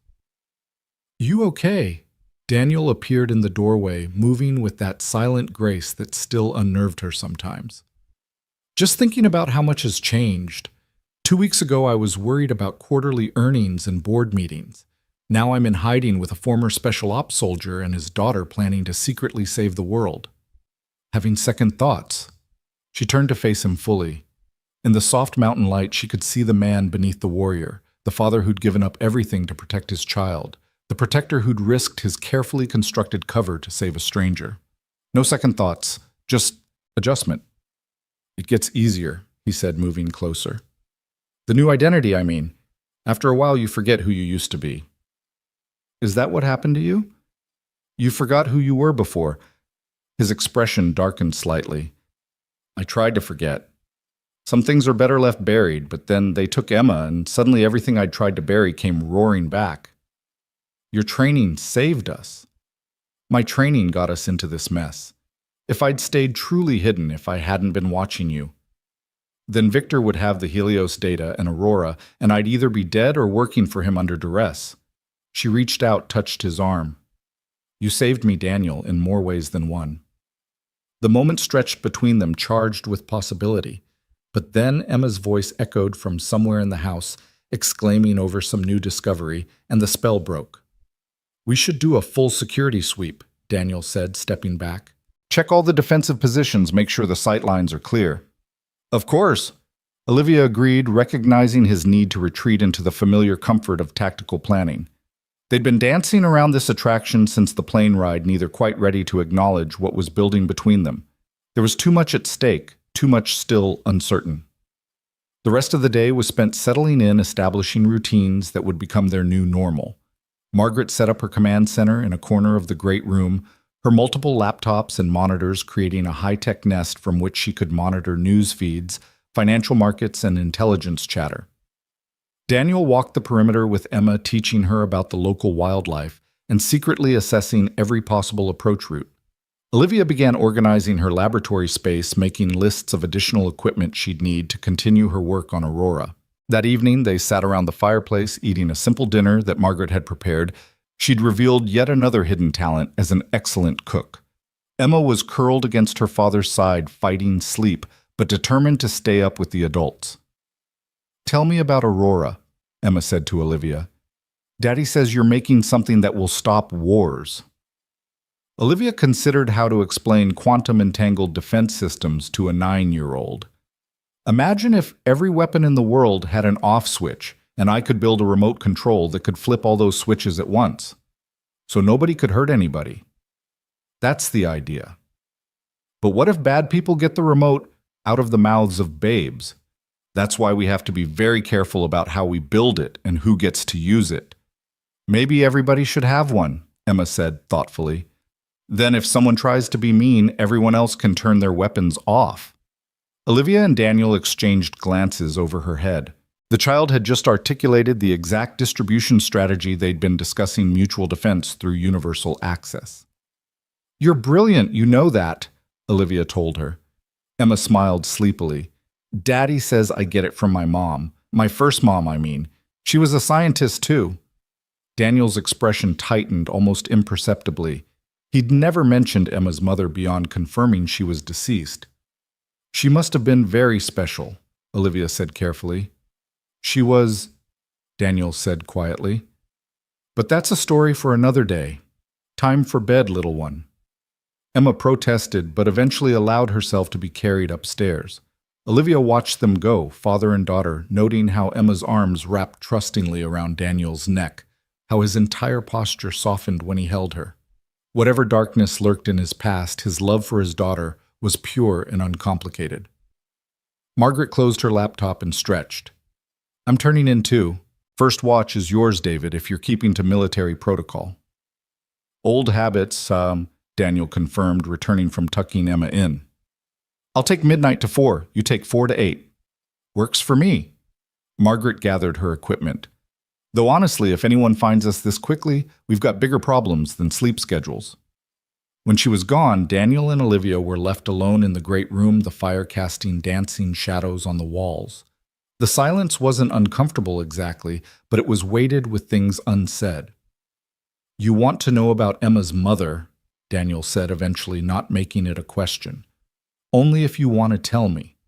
He stared into the fire for a long moment. Her name was Sarah. Dr. Sarah Chen, no relation to Margaret. We met in Afghanistan. She was there with Doctors Without Borders. I was supposed to be providing security for her convoy, but insurgents hit us hard. We spent 3 days hiding in a cave waiting for extraction. 3 days of thinking we were going to die. But you didn't. No, we survived. And afterward, well, intense situations create intense bonds. We got married 2 months later, right before my tour ended. Emma came a year after that. His voice grew softer. Sarah went back to Afghanistan when Emma was 6 months old. Said she had to that there were children there who needed her help. Her convoy hit an IED on her 3rd day back. Daniel, I'm so sorry. I left the military after that. Couldn't risk Emma losing both parents. Took private contracts, made good money, thought I was being smart and safe. Then the mission in Afghanistan went wrong. My unit was betrayed and I had to disappear. Had to let Emma think I was dead too. That must have been torture. Every single day. He turned from the fire to look at her. But at least she was safe, or I thought she was. If I'd known Victor's people were watching her. You couldn't have known. And you saved her the moment she was in danger. We saved her, he corrected. I couldn't have done it without you. The firelight played across his features, highlighting the scar on his jaw, the lines around his eyes that spoke of too many battles fought. Olivia found herself moving closer without conscious thought. Daniel, she began, then stopped, unsure how to articulate the tangle of emotions she was feeling. I know, he said softly. I feel it too, but Emma needs stability, and we need to focus on Aurora. And there are a dozen other perfectly logical reasons why this is a bad idea. Exactly. They stood there inches apart, the space between them, humming with possibility and restraint in equal measure. A sound from outside broke the moment, something moving through the underbrush. Daniel was instantly alert, his hand going to the weapon he'd placed strategically by the fireplace. But then they heard it, the distinctive bugle of an elk, followed by answering calls from across the valley. Just the locals, Olivia said, her heart rate slowly returning to normal. Going to take some getting used to, Daniel admitted. In the city, every sound meant potential threat. Here, most of them are just life. Maybe that's not a bad thing. Learning to distinguish between real threats and just life. He looked at her, understanding the metaphor. Maybe not. They spent the rest of the evening in comfortable companionship, Daniel teaching her basic defensive moves while she explained the theoretical framework behind Aurora's quantum entanglement protocols. It was an odd form of courtship, if that's what this was. Trading knowledge of violence and protection of science and survival. By the time midnight came and Daniel officially began his watch, Olivia was exhausted but exhilarated. This new life was nothing like what she'd planned, but perhaps that was the point.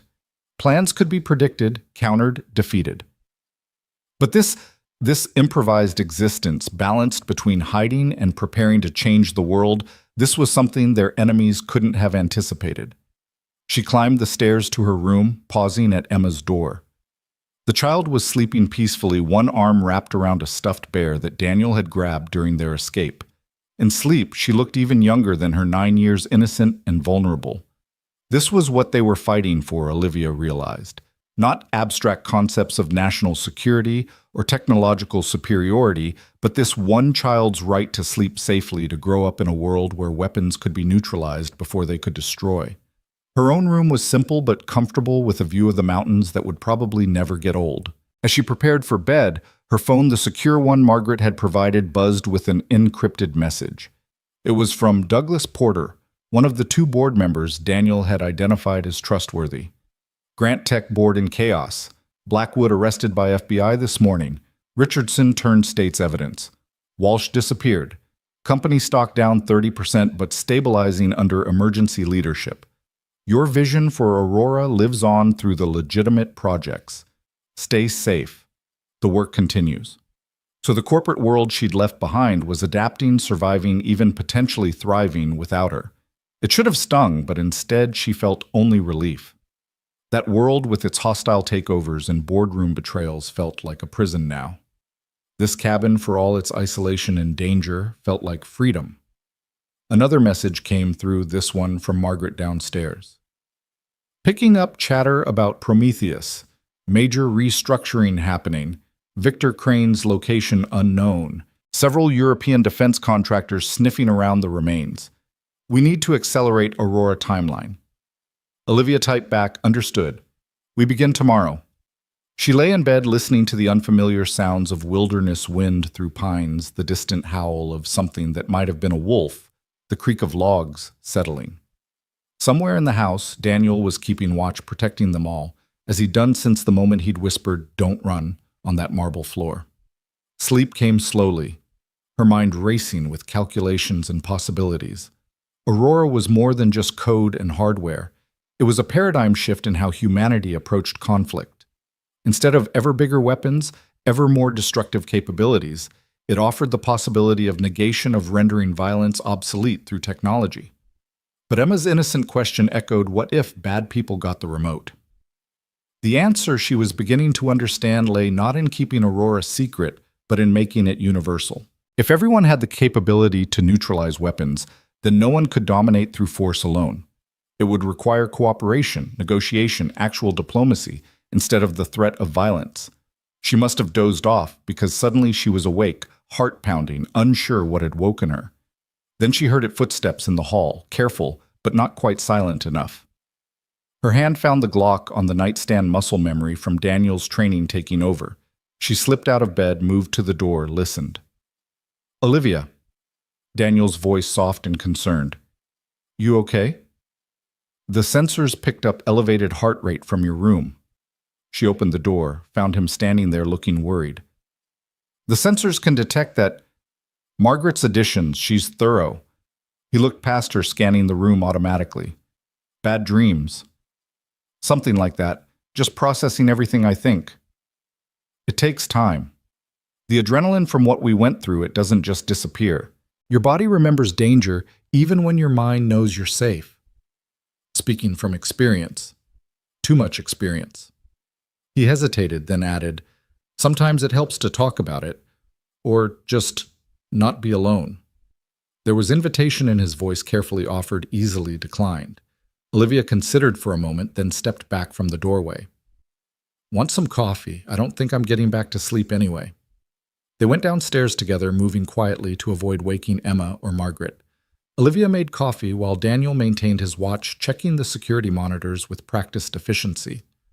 All quiet, he reported, just the elk herd moving through the lower meadow. They sat on the couch, maintaining careful distance but feeling the pull between them like gravity. The fire had died to embers, casting the room in soft red light. Tell me about the real Daniel Ross, Olivia said. Not the soldier, not the ghost, but the man Emma calls Daddy. He was quiet for so long she thought he wouldn't answer. Then, I don't know if that person exists anymore. I've been playing roles for so long, soldier, contractor, dead man, janitor. I'm not sure what's underneath. I saw him in that parking garage, when you held Emma, when you looked at her. That wasn't a role. No, he agreed. That was the only real thing left. Being her father, everything else. He shrugged. Maybe that's enough. Maybe we build from there. He turned to look at her fully. We're in this together now, for better or worse. Aurora keeping Emma safe, staying hidden. None of it works unless we trust each other completely. I trust you, he said simply. You stood with us against Victor when you could have run. You gave up everything to protect a child you'd never met. How could I not trust that? But trust and other things are different. You deserve better than a damaged soldier with more enemies than friends. I'm a corporate refugee with my own set of enemies and a technology that could either save or doom the world. I don't think better is really on the table. That drew a small smile from him. When you put it like that, besides, she continued, Emma already asked if I was going to be her new mom. Kids see things clearly sometimes. She said that to you too. She asked me the same thing yesterday. What did you tell her? That it was complicated. Is it though?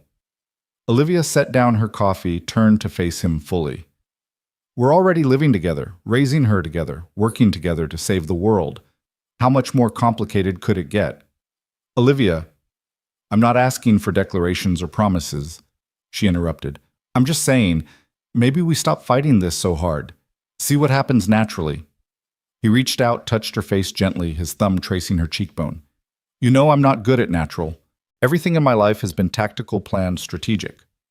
Then consider this a new mission parameter, Operation Normal Life. Normal, he repeated, almost tasting the word.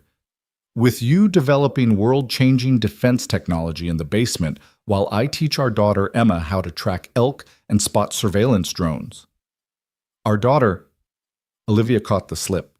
Daniel's hand dropped. I didn't mean... I liked it. She caught his hand, held it. Our daughter. Our family. Our completely abnormal, normal life. This time when they moved together, there was no explosion to interrupt them, no crisis to manage. Just two people finding each other in the wilderness, building something new from the ashes of their old lives. The kiss was gentle at first, tentative, as if they were both afraid the other might disappear. Then Daniel's arms went around her, pulling her closer, and Olivia felt something inside her that had been frozen since her divorce finally began to thaw. When they separated, both breathing hard, Daniel's eyes were dark with emotion. This changes everything. Everything's already changed, we're just catching up. A sound from upstairs made them both freeze, footsteps, small ones, padding toward the stairs. Daddy, Emma's voice sleepy and uncertain. Daniel was up instantly, moving toward the stairs. I'm here, sweetheart. Just checking the house. Go back to bed. Can't sleep. The house sounds different. She appeared at the top of the stairs, hair mussed, dragging her stuffed bear. Her eyes found Olivia on the couch and brightened slightly. Olivia's up too. Can we have hot chocolate? Daniel glanced at Olivia, who nodded. Sure, baby. Come on down. Emma patted down, climbed onto the couch between them, with the natural assumption that she belonged there. Are you guys having a meeting about the bad people? No meetings tonight, Olivia assured her. Just couldn't sleep. Me neither. I keep thinking about home. Not home, but Aunt Sarah's house. Do you think she misses me? I'm sure she does, Daniel said, pulling his daughter close. But she knows you're safe. That's what matters most. Can I call her sometime? Daniel and Olivia exchanged glances over her head. Contact with the outside world was dangerous, but complete isolation was cruel for a child. We'll set up a secure line, Margaret's voice came from the kitchen doorway. None of them had heard her approach. Video calls encrypted and routed through enough proxies to make the NSA dizzy. Give me 2 days. You're supposed to be sleeping, Daniel said. Hard to sleep when the whole emotional temperature of the house shifts, Margaret said dryly, starting the hot chocolate. The walls aren't that thick. Olivia felt herself blushing, but Emma just snuggled deeper between them, oblivious to the adult undercurrents. Is this our family now? Emma asked. The 4 of us. Yes, Daniel said without hesitation this time. This is our family. Good, Emma said decisively. I like our family. They sat together in the ember light, drinking hot chocolate and watching the fire die to ashes, a strange little family forged by circumstance and choice in equal measure. Outside the Montana wilderness stretched endless and dark, full of unknown threats and possibilities. But inside in this moment, they were safe, they were together, and they were beginning to believe that might be enough. Margaret eventually herded Emma back to bed, giving Daniel and Olivia a knowing look before disappearing upstairs herself. They were alone again, but the moment had shifted from romantic possibility to something deeper, a recognition of what they were building together. We should establish protocols, Daniel said, falling back on military terminology. For security, for Emma's education, for your work on Aurora. Tomorrow, Olivia said. Tonight, let's just be.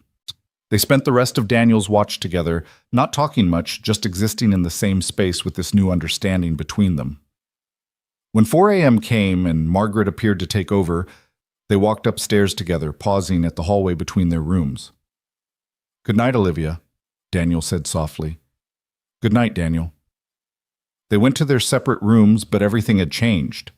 The trajectory of their lives, already radically altered, had shifted again.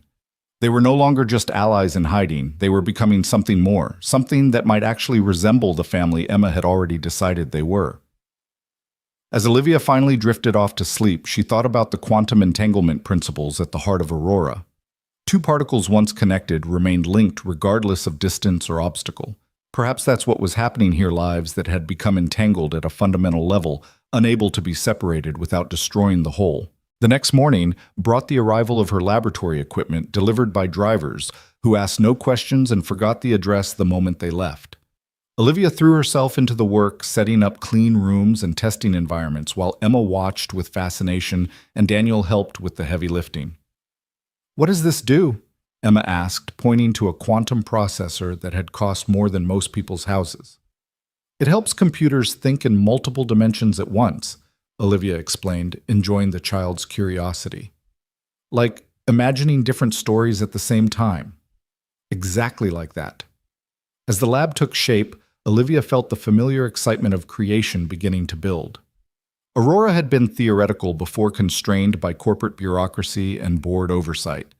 Here, in this cabin in the wilderness, with her unusual family as her only review committee, she could push boundaries she'd never dared approach before. Daniel worked beside her, learning the technology with the same focused intensity he'd once applied to weapons systems. Margaret coordinated with her network, gathering intelligence on who was searching for them and how close they might be getting. Emma divided her time between watching Olivia work and exploring the property with her father, learning woodcraft and wildlife observation with equal enthusiasm. By evening, the lab was operational enough for Olivia to begin the real work. She stood in her new domain, surrounded by bleeding-edge technology, hidden in a cabin that looked like it belonged to the last century, and felt a surge of possibility. "Ready to change the world?" Daniel asked from the doorway. "Ready to try," she replied. He crossed to her, pulled her into his arms with a confidence that hadn't been there the night before. "We're going to do this, all of it. Aurora keeping Emma safe, building something real here." "You sound certain." "I am. For the first time in years, I'm certain." He kissed her deeper this time, with promise rather than question. When they separated, Olivia was breathless. "If you keep doing that, I'm not going to get any work done. Then I'll exercise restraint during working hours. And after working hours." His smile was answer enough. They were interrupted by Emma calling from upstairs something about a deer in the yard, and the moment dissolved into the domestic chaos that was already becoming their new normal. But as Olivia watched Daniel scoop up his daughter to carry her to the window, as she saw Margaret smile at them with genuine warmth, she knew they were building something stronger than any corporate empire or military unit. They were building a home, and from that foundation they would build a new world, one where weapons could be silenced, where children could sleep safely, where families forged in crisis could find peace and purpose. The work would be hard. The danger was far from over. Victor Crane was still out there, along with the shadowy forces behind him. The technology she was developing could still be perverted into a tool of oppression rather than liberation. But tonight, in this cabin in Montana, with her quantum processors humming in the basement and her chosen family gathered around the dinner table, Olivia allowed herself to believe they would succeed. They had to. The alternative, a world where violence remained the ultimate authority, was no longer acceptable. As Emma regaled them with stories of the deer she'd seen, as Daniel's hand found hers under the table, as Margaret plotted their next moves with strategic brilliance, Olivia felt the pieces of her new life clicking into place with the same elegant precision as Aurora's code.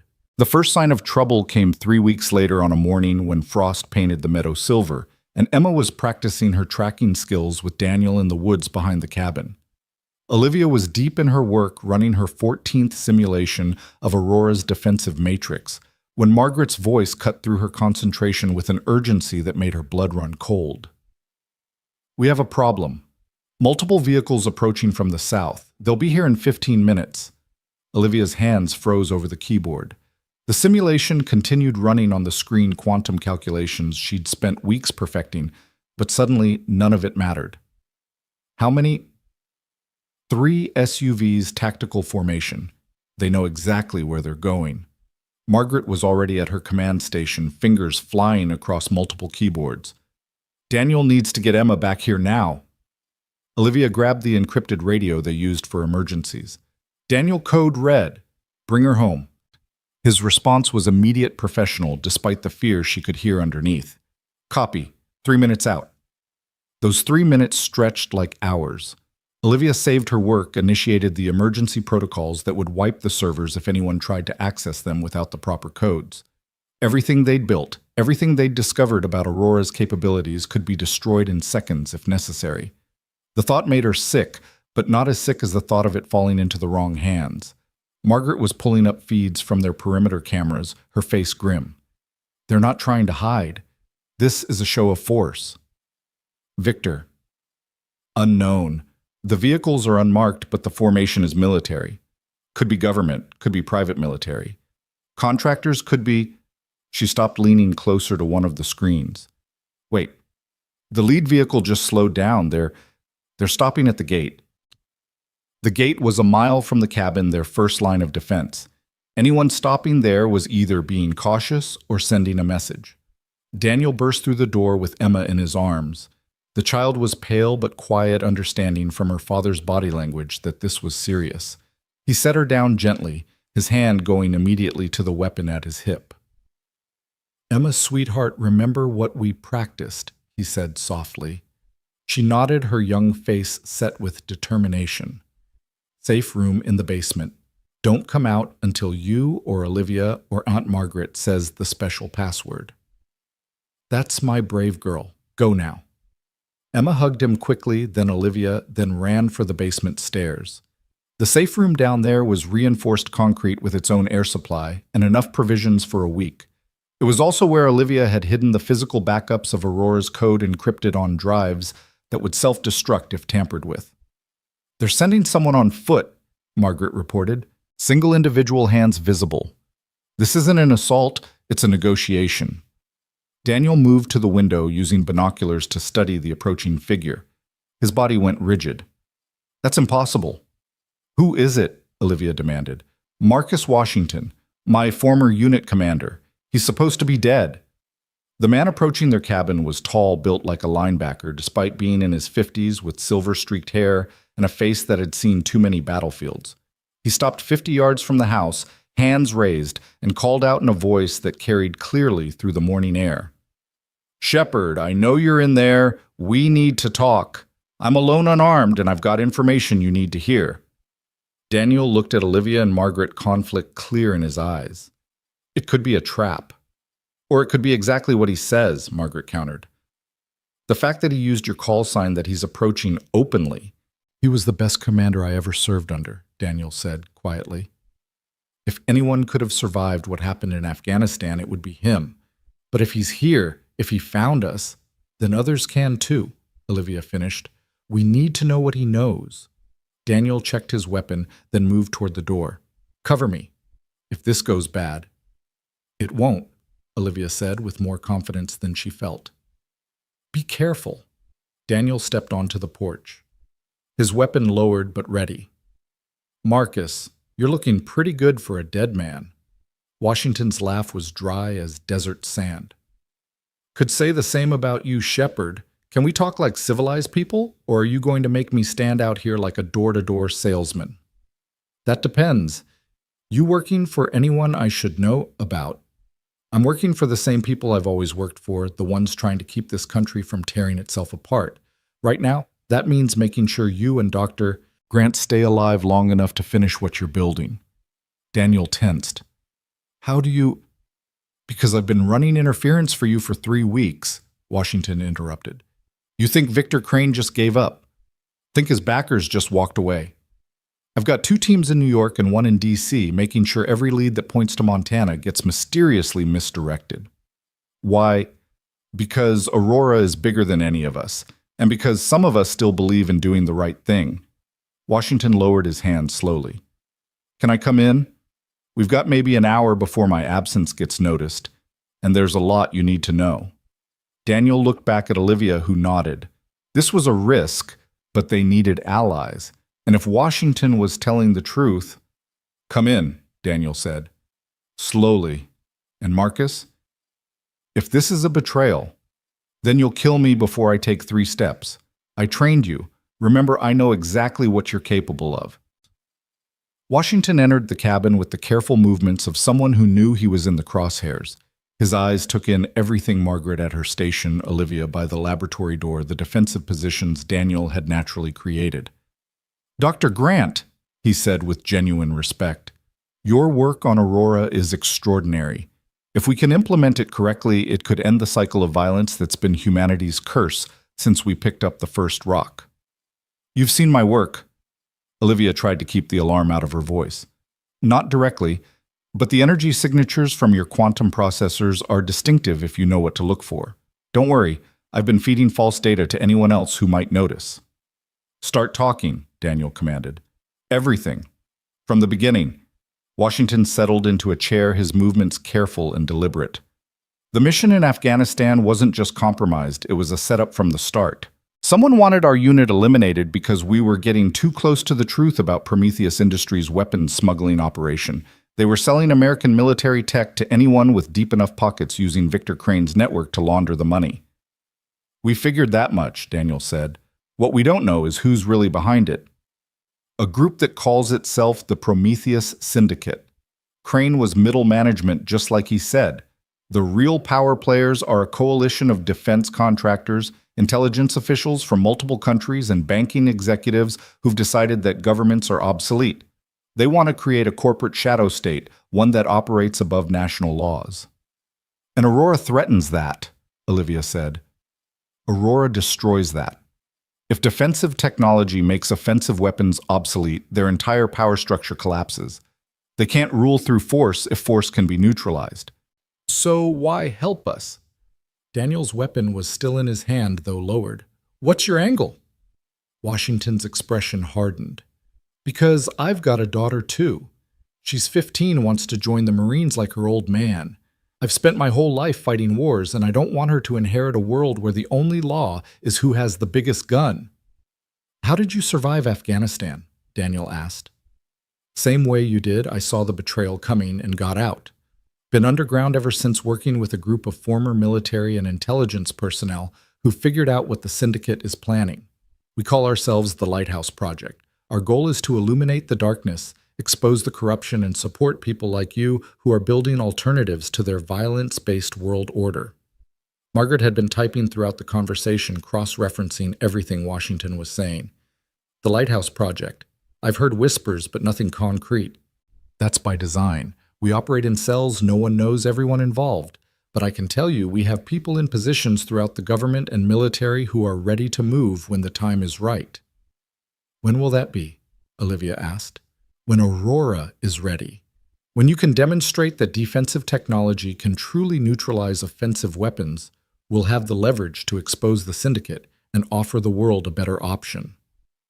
"How long do we have?" Daniel's tactical mind was already working through scenarios. 6 weeks? Maybe 8 if we're lucky. The syndicate is consolidating power, absorbing smaller defense contractors, positioning their people in key government roles. Once they reach critical mass, stopping them becomes exponentially harder. "Aurora won't be ready in 6 weeks, Olivia said. "The quantum entanglement protocols alone need another 3 months of testing. Then we need to buy you time." Washington pulled out an encrypted phone, showed them a map with multiple marked locations. "These are syndicate facilities we've identified. If we hit them strategically, make them think their security is compromised, they'll pull back to reassess. Could give you an extra month, maybe 2. "That's declaring war, Bob," Daniel said. "Once we start active operations against them." "The war's already started, Shepard. They fired the first shot when they tried to steal Aurora. We're just fighting back." A sound from the basement stairs made everyone tense. Emma's voice small and worried. "Daddy, is it safe?" "Not yet, sweetheart. Stay down there a little longer." "Okay." The door closed again. Washington's expression softened. "She sounds like a tough kid." "She's had to be," Daniel replied. "This is what we're fighting for," Washington said, his voice carrying new intensity. "For her, for all the kids who deserve a world where conflicts are resolved through negotiation, not ammunition. Aurora isn't just technology, it's hope." "It's also incredibly dangerous if it falls into the wrong hands," Olivia pointed out. The same system that can shut down weapons can be modified to control them to turn defensive technology into the ultimate offensive tool. Which is why we need to ensure it doesn't fall into the wrong hands. The Lighthouse Project has been developing a distribution strategy, simultaneous release to every nation's defense department, every peace organization, every university with a physics program. Make it so ubiquitous that no one can monopolize it. That's our plan too, Olivia admitted. But the technical challenges are significant but not insurmountable. I've brought you something that might help. Washington pulled out a drive from his pocket, set it carefully on the table. Quantum processing algorithms developed by a friend of mine at MIT. He's Lighthouse been working on this for 2 years. It could accelerate your timeline by weeks. Margaret scanned the drive with every security protocol she had before Olivia even thought about touching it. It's clean. No trackers, no viruses, no hidden code. Olivia picked up the drive, feeling its weight, not physical, but the weight of possibility. This is military-grade encryption. My friend used to work for DARPA before he realized what his research was being used for. He's been developing defensive applications ever since. We could use more friends like that, Daniel said, finally holstering his weapon. You have them, more than you know. Scientists, soldiers, teachers, doctors, people from every walk of life who are tired of living in a world where might makes right. They're all waiting for something to rally behind. Aurora could be that something. No pressure, Olivia said dryly. Washington smiled, the expression transforming his weathered face. You've already changed the game just by proving Aurora is possible. Now we need to help you finish it before the syndicate figures out where you are. How long before they do? Daniel asked. My disinformation campaign is good, but not perfect. You've got maybe 2 weeks before someone notices the patterns in the false data and starts looking at what we're trying to hide. After that, he shrugged, we'll need a new plan.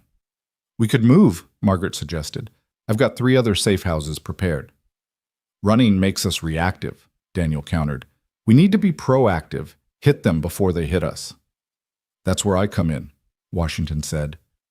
Give me a list of what you need: equipment, personnel, intelligence, and I'll make it happen. The Lighthouse Project has resources you wouldn't believe. What we need is time, Olivia said. Time to perfect Aurora, time to build the distribution network, time to ensure it can't be weaponized.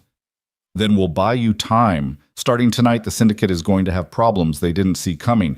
Security breaches, financial investigations, media leaks about their off-the-books operations, death by 1,000 cuts.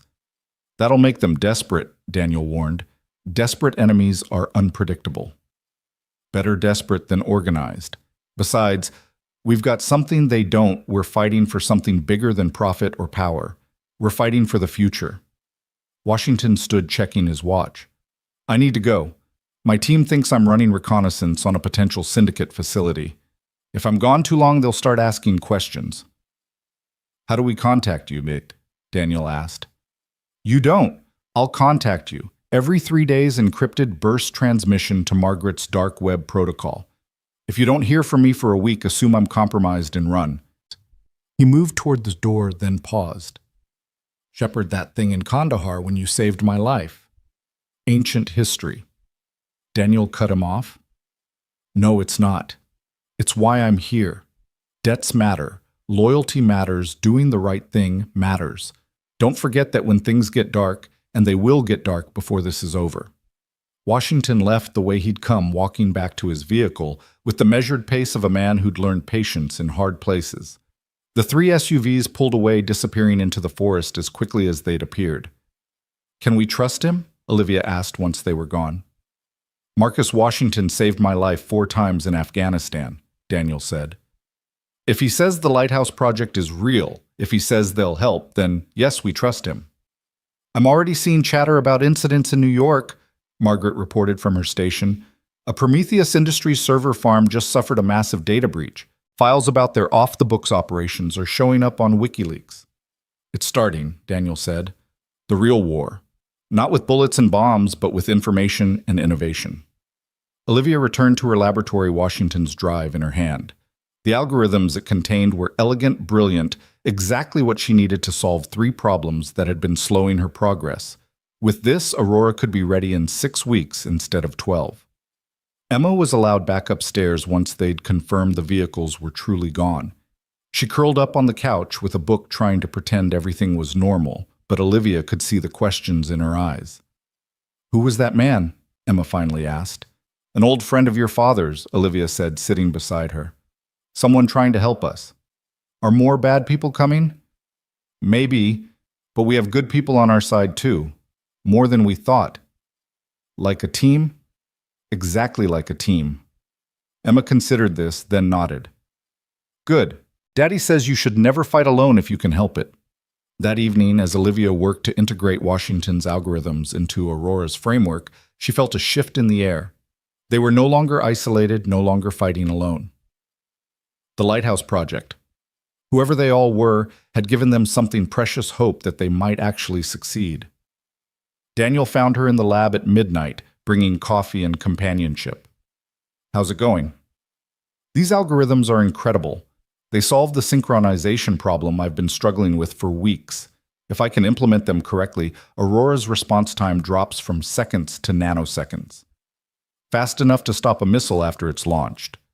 Fast enough to stop the launch sequence before it completes. The weapon would never even fire." That's... Daniel set down his coffee, understanding the implications. "That's game-changing. No first strike advantage, no surprise attacks. Every conflict would have to begin with negotiation because violence would be impossible." "In theory. We still need to test it, ensure there are no exploitable vulnerabilities, build in fail-safes so it can't be turned into an offensive weapon. But it's possible." "Yes. For the first time, I really believe it's possible." Daniel pulled her into his arms, holding her tight. "You're going to change the world, Olivia Grant. We're going to change it, together." They stood there in the laboratory surrounded by quantum processors and encryption terminals, holding each other while the weight of what they were attempting pressed down on them.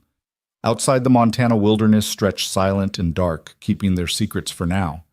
But soon, very soon, what they were building in this hidden cabin would emerge to challenge every power structure built on the threat of violence. Margaret's voice crackled over the intercom. "You need to see this. The Lighthouse Project just hit 3 more syndicate facilities. Financial records, communication logs, even video surveillance of illegal weapons deals. It's all going public." They rushed upstairs to find Margaret's screens filled with news feeds, social media explosions, and encrypted messages from sources around the world. The syndicate's secret war was being dragged into the light, and the response was immediate and overwhelming. "Stock markets are reacting," Margaret reported. "Every company connected to the syndicate is in freefall. Government investigations are being announced in 6 countries. This is coordinated on a scale I've never seen." "Washington wasn't exaggerating," Daniel said. "The Lighthouse Project has serious reach." "Which means the syndicate will respond with serious force," Olivia pointed out. "We just became their primary target." "Let them come," Daniel said, his soldiers' confidence evident. "We have allies now, resources, intelligence. This cabin isn't just a hiding place anymore, it's a fortress." "A fortress protecting the future," Margaret added. As if sensing the momentous shift, Emma appeared in the doorway, rubbing sleepy eyes. "Is everything okay?" "Everything's fine, sweetheart," Daniel said, scooping her up. "Just grown-up stuff." "Important grown-up stuff. Very important." Emma looked at each of them in turn, then smiled. "Good. Important stuff means we're doing something that matters." Out of the mouths of babes, Olivia thought again.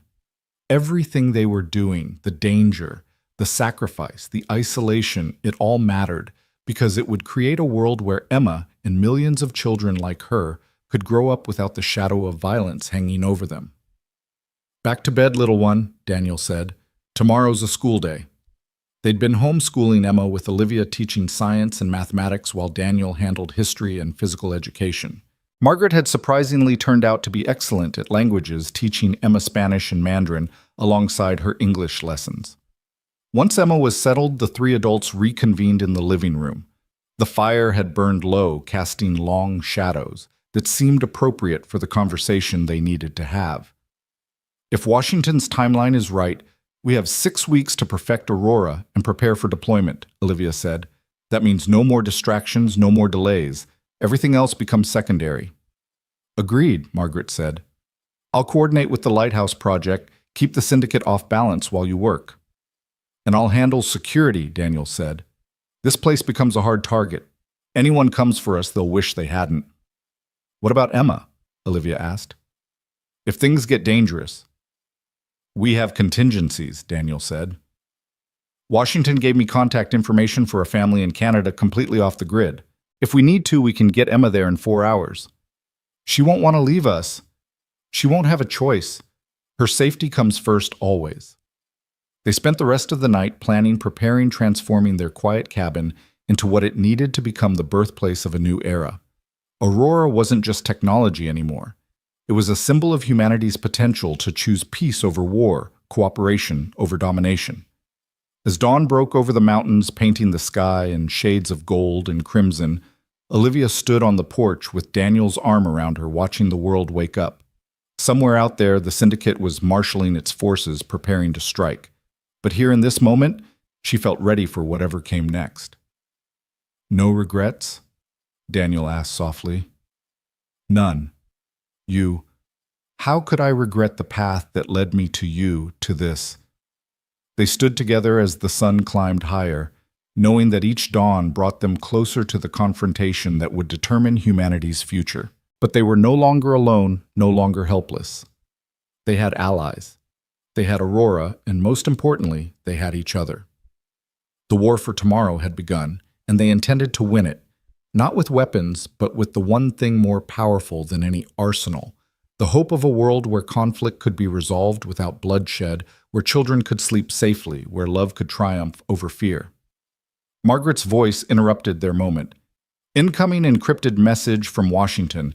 He sent us the locations of 6 more Lighthouse Project cells. We're not alone anymore, not by a long shot. Olivia smiled, feeling the pieces of a vast puzzle clicking into place. The janitor who'd whispered, "Don't run," had become her partner, her love, her co-conspirator in reshaping the world. The technology she'd developed to make money had become humanity's hope for peace. And the cabin that had been their hiding place was transforming into the command center for a revolution. 6 weeks. They had 6 weeks to perfect Aurora and deploy it before the syndicate could stop them. 6 weeks to change the course of human history. Then let's get to work, Olivia said, heading back to her laboratory with renewed purpose. Behind her, Daniel secured the perimeter while Margaret coordinated with their growing network of allies. And upstairs, Emma slept peacefully, unaware that she was the inspiration for everything they were fighting to achieve, a world where no child would ever again be used as leverage, where no parent would have to choose between their principles and their family's safety. The countdown had begun. 6 weeks to save the world or die trying. But as Olivia initiated the next phase of Aurora's development, she felt no fear, only determination. They'd come too far to fail now. The janitor and the CEO, the soldier and the scientist, the makeshift family in a Montana cabin, they were going to succeed because the alternative was unthinkable. The future was coming, ready or not, and they intended to be the ones who shaped it. The attack came on week 4, just as the morning mist was lifting from the valley. Olivia was in the laboratory running final calibrations on Aurora's defensive matrix when every alarm in the cabin screamed to life simultaneously. The quantum processors she'd been monitoring flickered as Margaret's emergency protocols kicked in, automatically backing up everything to secure servers scattered across the globe. Multiple hostiles approaching from 3 directions. Margaret's voice was steady despite the chaos. 20-plus operators, military-grade equipment. This isn't a probe. This is a full assault. Daniel was already moving his transformation from father to warrior, instantaneous. He pulled Emma from her breakfast, carrying her toward the basement safe room even as she protested. "Daddy, what's happening?" "Remember what we practiced, sweetheart. This is real now." "Are they coming for Aurora?" The child's perception was uncanny. "Yes, but they won't get it. Or you. I promise." Olivia's hands flew over her keyboard, initiating Aurora's first real-world test. If the system worked as designed, every weapon within a mile radius would become useless metal. But the field test protocols weren't complete. The power requirements were enormous, and one miscalculation could fry every electronic system in the cabin, including their defenses. "How long until they're in range?" she called out. 3 minutes, Daniel replied, sealing Emma in the safe room with a kiss to her forehead. "Maybe less if they're running hot." Aurora needs 5 minutes to charge. Then we buy you 5 minutes. Daniel grabbed his rifle, the one he'd cleaned every night since they'd arrived, and headed for his predetermined defensive position. Margaret, what's our backup status? Washington's people are 40 minutes out. Local law enforcement has been redirected. Someone's jamming their communications. The syndicate learned from last time, Daniel said grimly. They're not playing games anymore. Through the windows, Olivia could see them now, figures in black tactical gear moving through the trees with professional precision. These weren't the hired thugs who'd attacked the bank. These were elite operators, probably former special forces, the kind of people Daniel used to command. Olivia, can you accelerate Aurora's charging sequence? Margaret asked, while simultaneously coordinating their cyber defenses. Not without risking a cascade failure. The quantum entanglement needs to stabilize, or... She stopped mid-sentence as an idea struck her. Washington's algorithms included a compression protocol she hadn't fully explored. If she could implement it in real time... Actually, maybe I can. Give me 90 seconds. Gunfire erupted outside the sharp crack of Daniel's rifle, answered by a storm of automatic weapons. The cabin's reinforced walls held, but Olivia could hear bullets impacting like deadly hail. Daniel had positioned himself perfectly, using the cabin's architecture to create fatal funnels that forced the attackers into his kill zones. They're trying to flank... Margaret reported, her fingers never stopping their dance across multiple keyboards. I'm activating the perimeter defenses. The hidden automated systems they'd installed came online, motion-triggered flashbangs, smoke dispensers, and frequency generators that produced disorienting ultrasonic pulses. Not lethal, but enough to slow professional operators and buy precious seconds. Aurora at 60%, Olivia announced, sweat beading on her forehead despite the cool mountain air. The compression algorithm was working, but the power draw was exceeding their generator's capacity. Margaret, I need you to reroute power from everything non-essential, including life support to the safe room. Everything except that. The lights went out, computers switching to battery backup. The cabin plunging into shadow, broken only by the glow of emergency lighting and muzzle flashes from outside. Daniel had dropped back to his second position, still picking his shots with surgical precision. They're adapting, he called out. Smoke screens and suppressing fire. They'll breach in 2 minutes. Aurora at 75%. An explosion rocked the cabin, a breaching charge on the reinforced door. It held but barely. The next one wouldn't. Daniel, fall back to position 3, Margaret commanded, tracking the assault through their remaining cameras. You've got 6 operators converging on your location. He moved like smoke, displaced and reformed, never where the attackers expected. But he was 1 man against 20, and even his exceptional skills had limits. Aurora at 85%. Come on, come on. Another explosion, this time at the back entrance. The door held, but the frame cracked, daylight visible through the gaps. They were running out of time and options. I've got movement in the basement, Margaret said, tension finally cracking her composure. Someone's trying to access the safe room. No. Daniel abandoned his position, racing for the basement stairs. Anyone threatening Emma transformed him from tactical to primal consequences be damned. Aurora at 90%. The front door exploded, inward operators flooding through the breach with practiced precision. Margaret drew a pistol. Olivia hadn't even known she carried, laying down covering fire that was surprisingly accurate for someone who claimed to be just an analyst. 95%.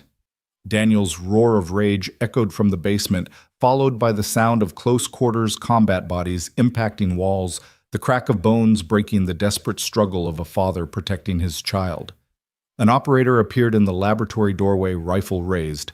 Olivia's hand found the Glock Daniel had given her muscle memory from their training sessions taking over. She fired 3 times center mass, the operator stumbling backward in surprise as the bullets impacted his vest. Not fatal, but enough to buy her seconds. 98%.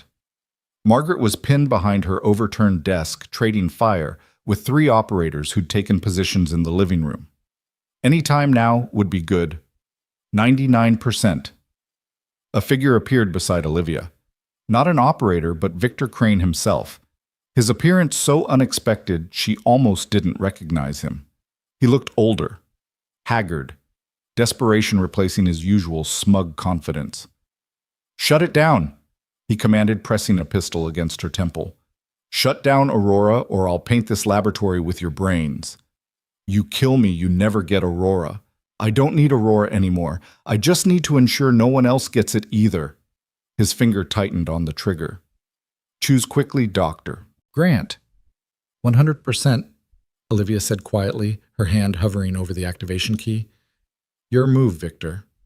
Don't test me. I've lost everything because of you, my company, my reputation, my future. The least I can do is take you with me. Then you'll die knowing you failed. She met his eyes steadily. Aurora is already uploaded to servers worldwide. Kill me and it releases automatically. The world gets the technology anyway, and your death means nothing. You're bluffing. Am I?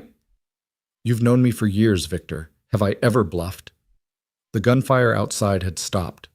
Either Daniel and Margaret were dead or... Drop the weapon, Crane, Daniel's voice cold as winter steel. He stood in the doorway, blood streaming from a cut on his forehead, his rifle centered on Victor's head. You've got 3 seconds. I'll kill her, and I'll kill you. But here's what you don't understand. Aurora is already active. Has been for the last 10 seconds. Victor pulled the trigger. Nothing happened. He pulled again, confusion replacing determination. The gun was mechanically sound, but simply wouldn't fire. None of the weapons in the cabin would. Aurora's quantum field had rendered them all inert. Their firing mechanisms locked at the subatomic level. Daniel crossed the room in 2 strides, his fist connecting with Victor's jaw with the sound of a sledgehammer hitting meat. The older man crumpled unconscious before he hit the floor. Emma, Olivia asked immediately. Safe. Scared, but safe. I got there in time. Daniel pulled her into his arms, holding her tight enough that she could feel him shaking. God, Olivia, when I heard him in here with you. Aurora worked, she said into his shoulder, the magnitude of it just beginning to hit her. It actually worked. Every weapon within a mile is neutralized. Margaret appeared supporting herself on the doorframe. She had a nasty bruise developing on her cheek, but was otherwise intact. The operators are pulling back. They're shouting about weapon malfunctions, complete failure of all firearms. It's causing chaos in their ranks. How long will the effect last? Daniel asked. With the current power output, about 6 hours, but I can modulate it, create pulses, even expand the range if we can get more generators online. Washington's people are 10 minutes out, Margaret reported, checking her equipment. The syndicate operators are retreating, but they'll regroup. They'll figure out what happened and come back with countermeasures. Let them try, Olivia said, newfound confidence surging through her. Aurora worked in combat conditions against military-grade weapons with no significant failures. We just proved it's viable. Daniel zip-tied the unconscious Victor, then went to retrieve Emma from the safe room. She emerged pale, but determined, immediately running to Olivia. Did you stop them? She asked. Did Aurora work? It worked, sweetheart. No one got hurt because the weapons couldn't fire. So it's over. Olivia exchanged glances with Daniel and Margaret. Not over. But we won this battle. Washington's forces arrived as promised, securing the perimeter and rounding up the syndicate operators who'd been abandoned by their leadership when the retreat was called. Many seemed genuinely confused about what had happened, unable to comprehend how 20 military-grade weapons had simultaneously failed. Washington himself entered the cabin, taking in the damage with a professional eye. Aurora. Successful field test. Olivia confirmed. 100% weapon neutralization within the target radius. Jesus Christ, he breathed. You actually did it. You built something that makes violence obsolete. In a limited area for a limited time with massive power requirements, Olivia cautioned. We're far from global deployment. But you proved this concept. That changes everything. Washington noticed Victor, now conscious but secured. Mr. Crane, the Syndicate isn't going to be happy you led this failed assault. The Syndicate is finished, Victor spat. The moment Aurora's existence is confirmed, every government in the world will want it. The power structures we've built will collapse. Good, Washington said simply. They needed to collapse. The question is what we build to replace them. A world where might doesn't make right, Emma said quietly, still clinging to Olivia's hand. Where people have to use words instead of weapons. From your mouth to God's ears, little one, Washington said. He turned to Daniel. We need to move you. This location is burned. The syndicate knows where you are now. Where would we go? Daniel asked. They'll find us eventually wherever we run. Then don't run, Washington said. Come in from the cold. The Lighthouse Project has secured a facility official government backing full resources international protection. You can finish Aurora's development with the world watching. Make it public, make it transparent, make it impossible for the syndicate to stop without exposing themselves completely. That makes us targets for every extremist group on the planet, Margaret pointed out. You're already targets. At least this way you have the full protection of multiple governments and the public spotlight making it harder for anyone to move against you. Olivia looked at her makeshift family, Daniel bloodied but unbroken, Margaret brilliant and brave, Emma too wise for her years but still hopeful. They'd built something beautiful in this cabin, something worth protecting. What do you think? She asked them. I think hiding hasn't worked, Daniel said slowly. Maybe it's time to stand in the light. The technology is ready for broader testing, Margaret added. And with government resources, we could accelerate development significantly. Emma tugged on Olivia's hand. Would we still be together? Always, Olivia promised. No matter what, we stay together. Then I vote yes, the child said firmly. Washington smiled. I'll make the arrangements. We can have you moved within 24 hours. Full diplomatic protection, new identities if you want them, and a facility that makes this cabin look like a shack. What about Victor? Daniel asked. Mr. Crane will be very helpful in explaining the syndicate's structure and operations. Won't you, Victor? Victor laughed bitterly. You think you've won? The syndicate has resources you can't imagine, connections in every government, every military. They'll never let Aurora see widespread deployment. They won't have a choice, Olivia said quietly, because in 12 hours, I'm releasing the basic principles behind Aurora to every major university physics department in the world. Not the full technology, just enough to prove it's possible. Once that information is out there, it can't be contained. Scientists everywhere will start working on their own versions. The arms race becomes a peace race. You can't, Victor breathed. The chaos that would cause the chaos of peace, the disruption of defense replacing offense. Yes, it will be chaotic, but it will also be the beginning of something better. She turned to her computer, began composing the message that would change everything. The equations were elegant in their simplicity, the proof of concept undeniable. Within hours of release, every competent physicist would understand what Aurora represented. Olivia, Daniel said softly, once you send that, there's no going back. There was no going back the moment they took Emma, the moment we decided to fight, the moment we chose each other. She looked at him, her partner in this impossible journey. The only way forward is through. He kissed her right there in the damaged laboratory with Washington and Margaret and Emma watching, with Victor Crane cursing from his restraints. It was a kiss that said everything words couldn't: pride, love, fear, hope, and absolute commitment to the path they'd chosen. Send it, he said against her lips. She pressed enter. The message went out, propagating through academic networks, reaching universities in Beijing, Moscow, London, Delhi, Tel Aviv, every major research institution on the planet. Within minutes, her secure phone was buzzing with calls from physicists who understood the implications. It's done, she said. Aurora is no longer our secret. Then we'd better get you somewhere secure before the world comes knocking, Washington said. The transport is already en route. Gather what you need, we leave in 1 hour. The next hour was controlled chaos. Olivia backed up all her research, ensuring nothing critical was left behind. Margaret coordinated with the Lighthouse Project, arranging secure communications and logistics. Daniel packed their few personal possessions, the things that had made the cabin feel like home. Emma helped where she could, her young face serious with the weight of change. Will we ever come back here? She asked, looking around the cabin that had been their sanctuary. Probably not, Daniel told her honestly. But we'll make new memories wherever we go. As long as we're together, he confirmed. As they prepared to leave, Olivia took one last look at the laboratory where Aurora had been born. The quantum processors were still humming, maintaining the defensive field that had saved them all. Soon, similar fields would exist across the globe, making violence an obsolete method of conflict resolution. "You did it," Margaret said, joining her. "You actually created something that could end war." "We did it," Olivia corrected. "All of us. And we're just getting started." The transport helicopters arrived precisely on schedule, military models with international markings, a joint operation between multiple nations who'd decided Aurora was too important to leave in any single country's hands. As they boarded, Victor Crane was loaded into a separate helicopter. His destination, a secure facility where he'd be extensively debriefed about the syndicate's operations. He caught Olivia's eye one last time. "This isn't over," he called out.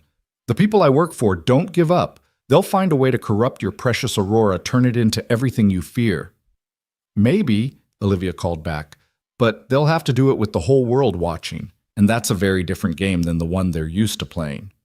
The helicopter lifted off the cabin, shrinking below them, until it was just another speck in the Montana wilderness.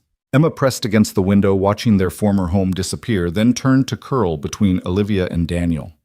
"Where are we going?" she asked. "To a place called the Geneva Initiative," Washington explained from his seat across from them. "It's a new international research facility created specifically for projects like Aurora.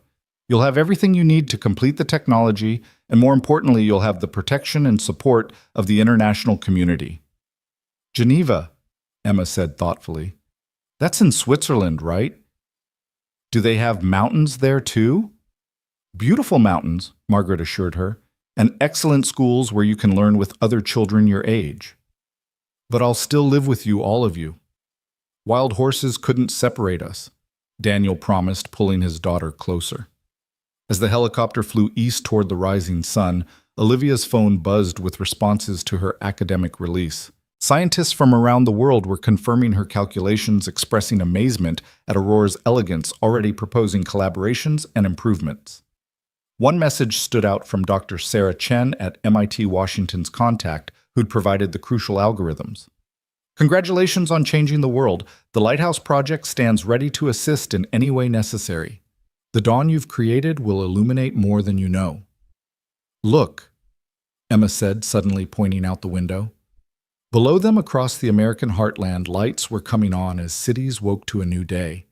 But it wasn't just electricity illuminating the darkness. It was the light of possibility, of hope, of a future where conflicts could be resolved without bloodshed. "It's beautiful," Emma said softly. "It's just the beginning," Olivia replied, taking Daniel's hand in hers while her other arm wrapped around Emma. Margaret was already working on her tablet, coordinating with their new facility, ensuring everything would be ready when they arrived.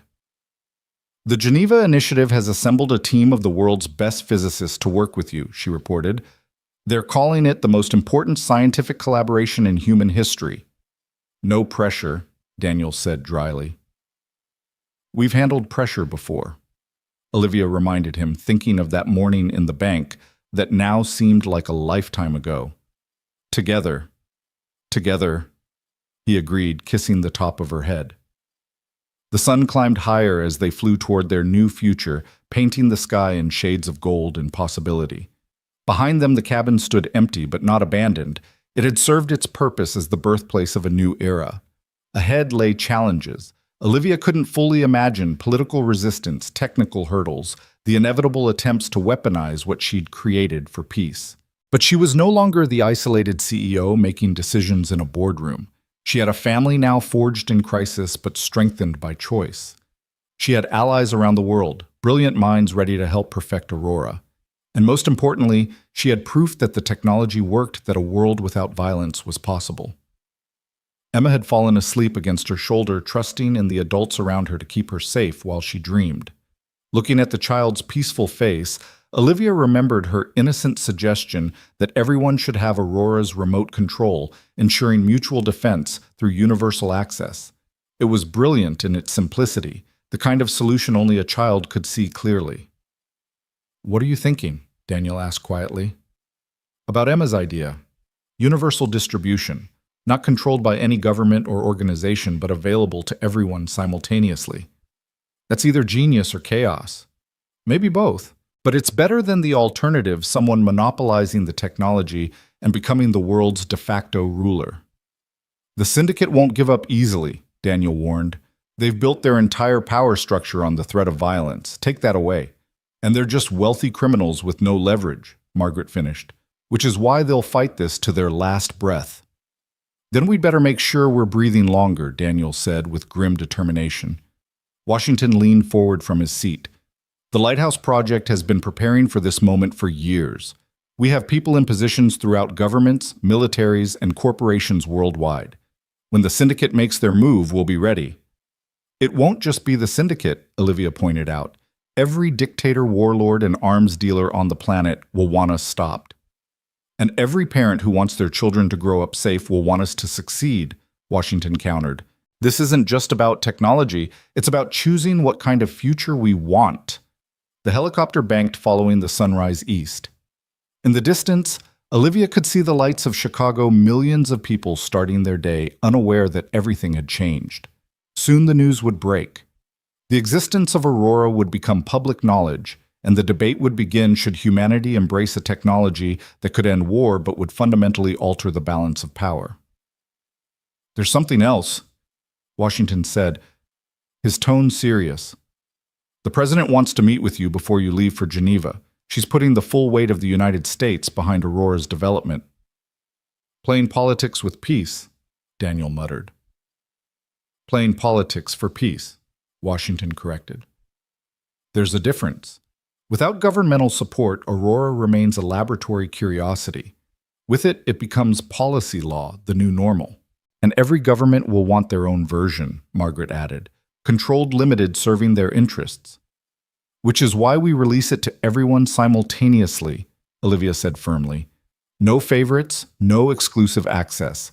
The technology belongs to humanity, not to any flag or ideology. That's a beautiful principle, Washington said. Putting it into practice will be the challenge of our lifetime. Emma stirred, mumbling something in her sleep about horses and mountains. Daniel adjusted her position, making sure she was comfortable, the gesture so tender it made Olivia's heart ache with love for this man who could be deadly one moment and gentle the next. She's why we're doing this, Daniel said quietly. Her and every child like her. So they never have to see what we've seen, never have to lose what we've lost. Sarah would be proud, Washington said gently. Your wife, I mean. She believed in peace through medicine. You're achieving it through technology. We're achieving it through sacrifice, Daniel corrected. Olivia gave up her company, her life's work. Margaret gave up her comfortable board position. Everyone involved in this has sacrificed something. And gained something better, Olivia added. Purpose. Family. Hope. The radio crackled to life. Transport Alpha, this is Geneva Initiative. We're tracking you on approach. Dr. Grant, the facility is fully operational and awaiting your arrival. The world is watching. Copy that, Geneva, the pilot responded. ETA 4 hours. 4 hours until they landed in the spotlight of global attention. 4 hours until the quiet phase of Aurora's development ended and the public phase began. 4 hours to prepare for whatever came next. I should review the technical specifications, Olivia said, reaching for her laptop. You should rest, Daniel countered. You've been running on adrenaline for hours. Aurora is ready. You're ready. Take a moment to breathe. She leaned into him, feeling the solid warmth of his presence. How do you do it? Stay so calm when everything is chaos. Training and knowing what I'm fighting for. He gestured to Emma, to Margaret, to her. This is worth any risk, any sacrifice. Even giving up the shadows, going public. Especially that. I've been hiding for 3 years, Olivia. Maybe it's time to stand in the light, no matter how uncomfortable it might be. Margaret looked up from her tablet. Speaking of standing in the light, you should see this. She turned the screen toward them. News outlets worldwide were already reporting on the academic release, physicists being interviewed about Aurora's implications, governments calling emergency sessions to discuss the technology. Breakthrough technology promises end to war, read one headline. Defense revolution weapons made obsolete. Read another. The shot not heard around the world was particularly clever. "It's begun," Olivia said softly. "No turning back now." "No turning back," Daniel agreed, his arm tightening around her. As they flew toward their new future, toward Geneva and the international collaboration that would determine humanity's path. Olivia thought about the strange journey that had brought them here. A CEO and a janitor, thrown together by violence, united by purpose, bonded by love. It sounded like a story too strange to be true, yet here they were. Emma woke as they began their descent toward a refueling stop. She looked out the window at the world below, then up at the adults around her.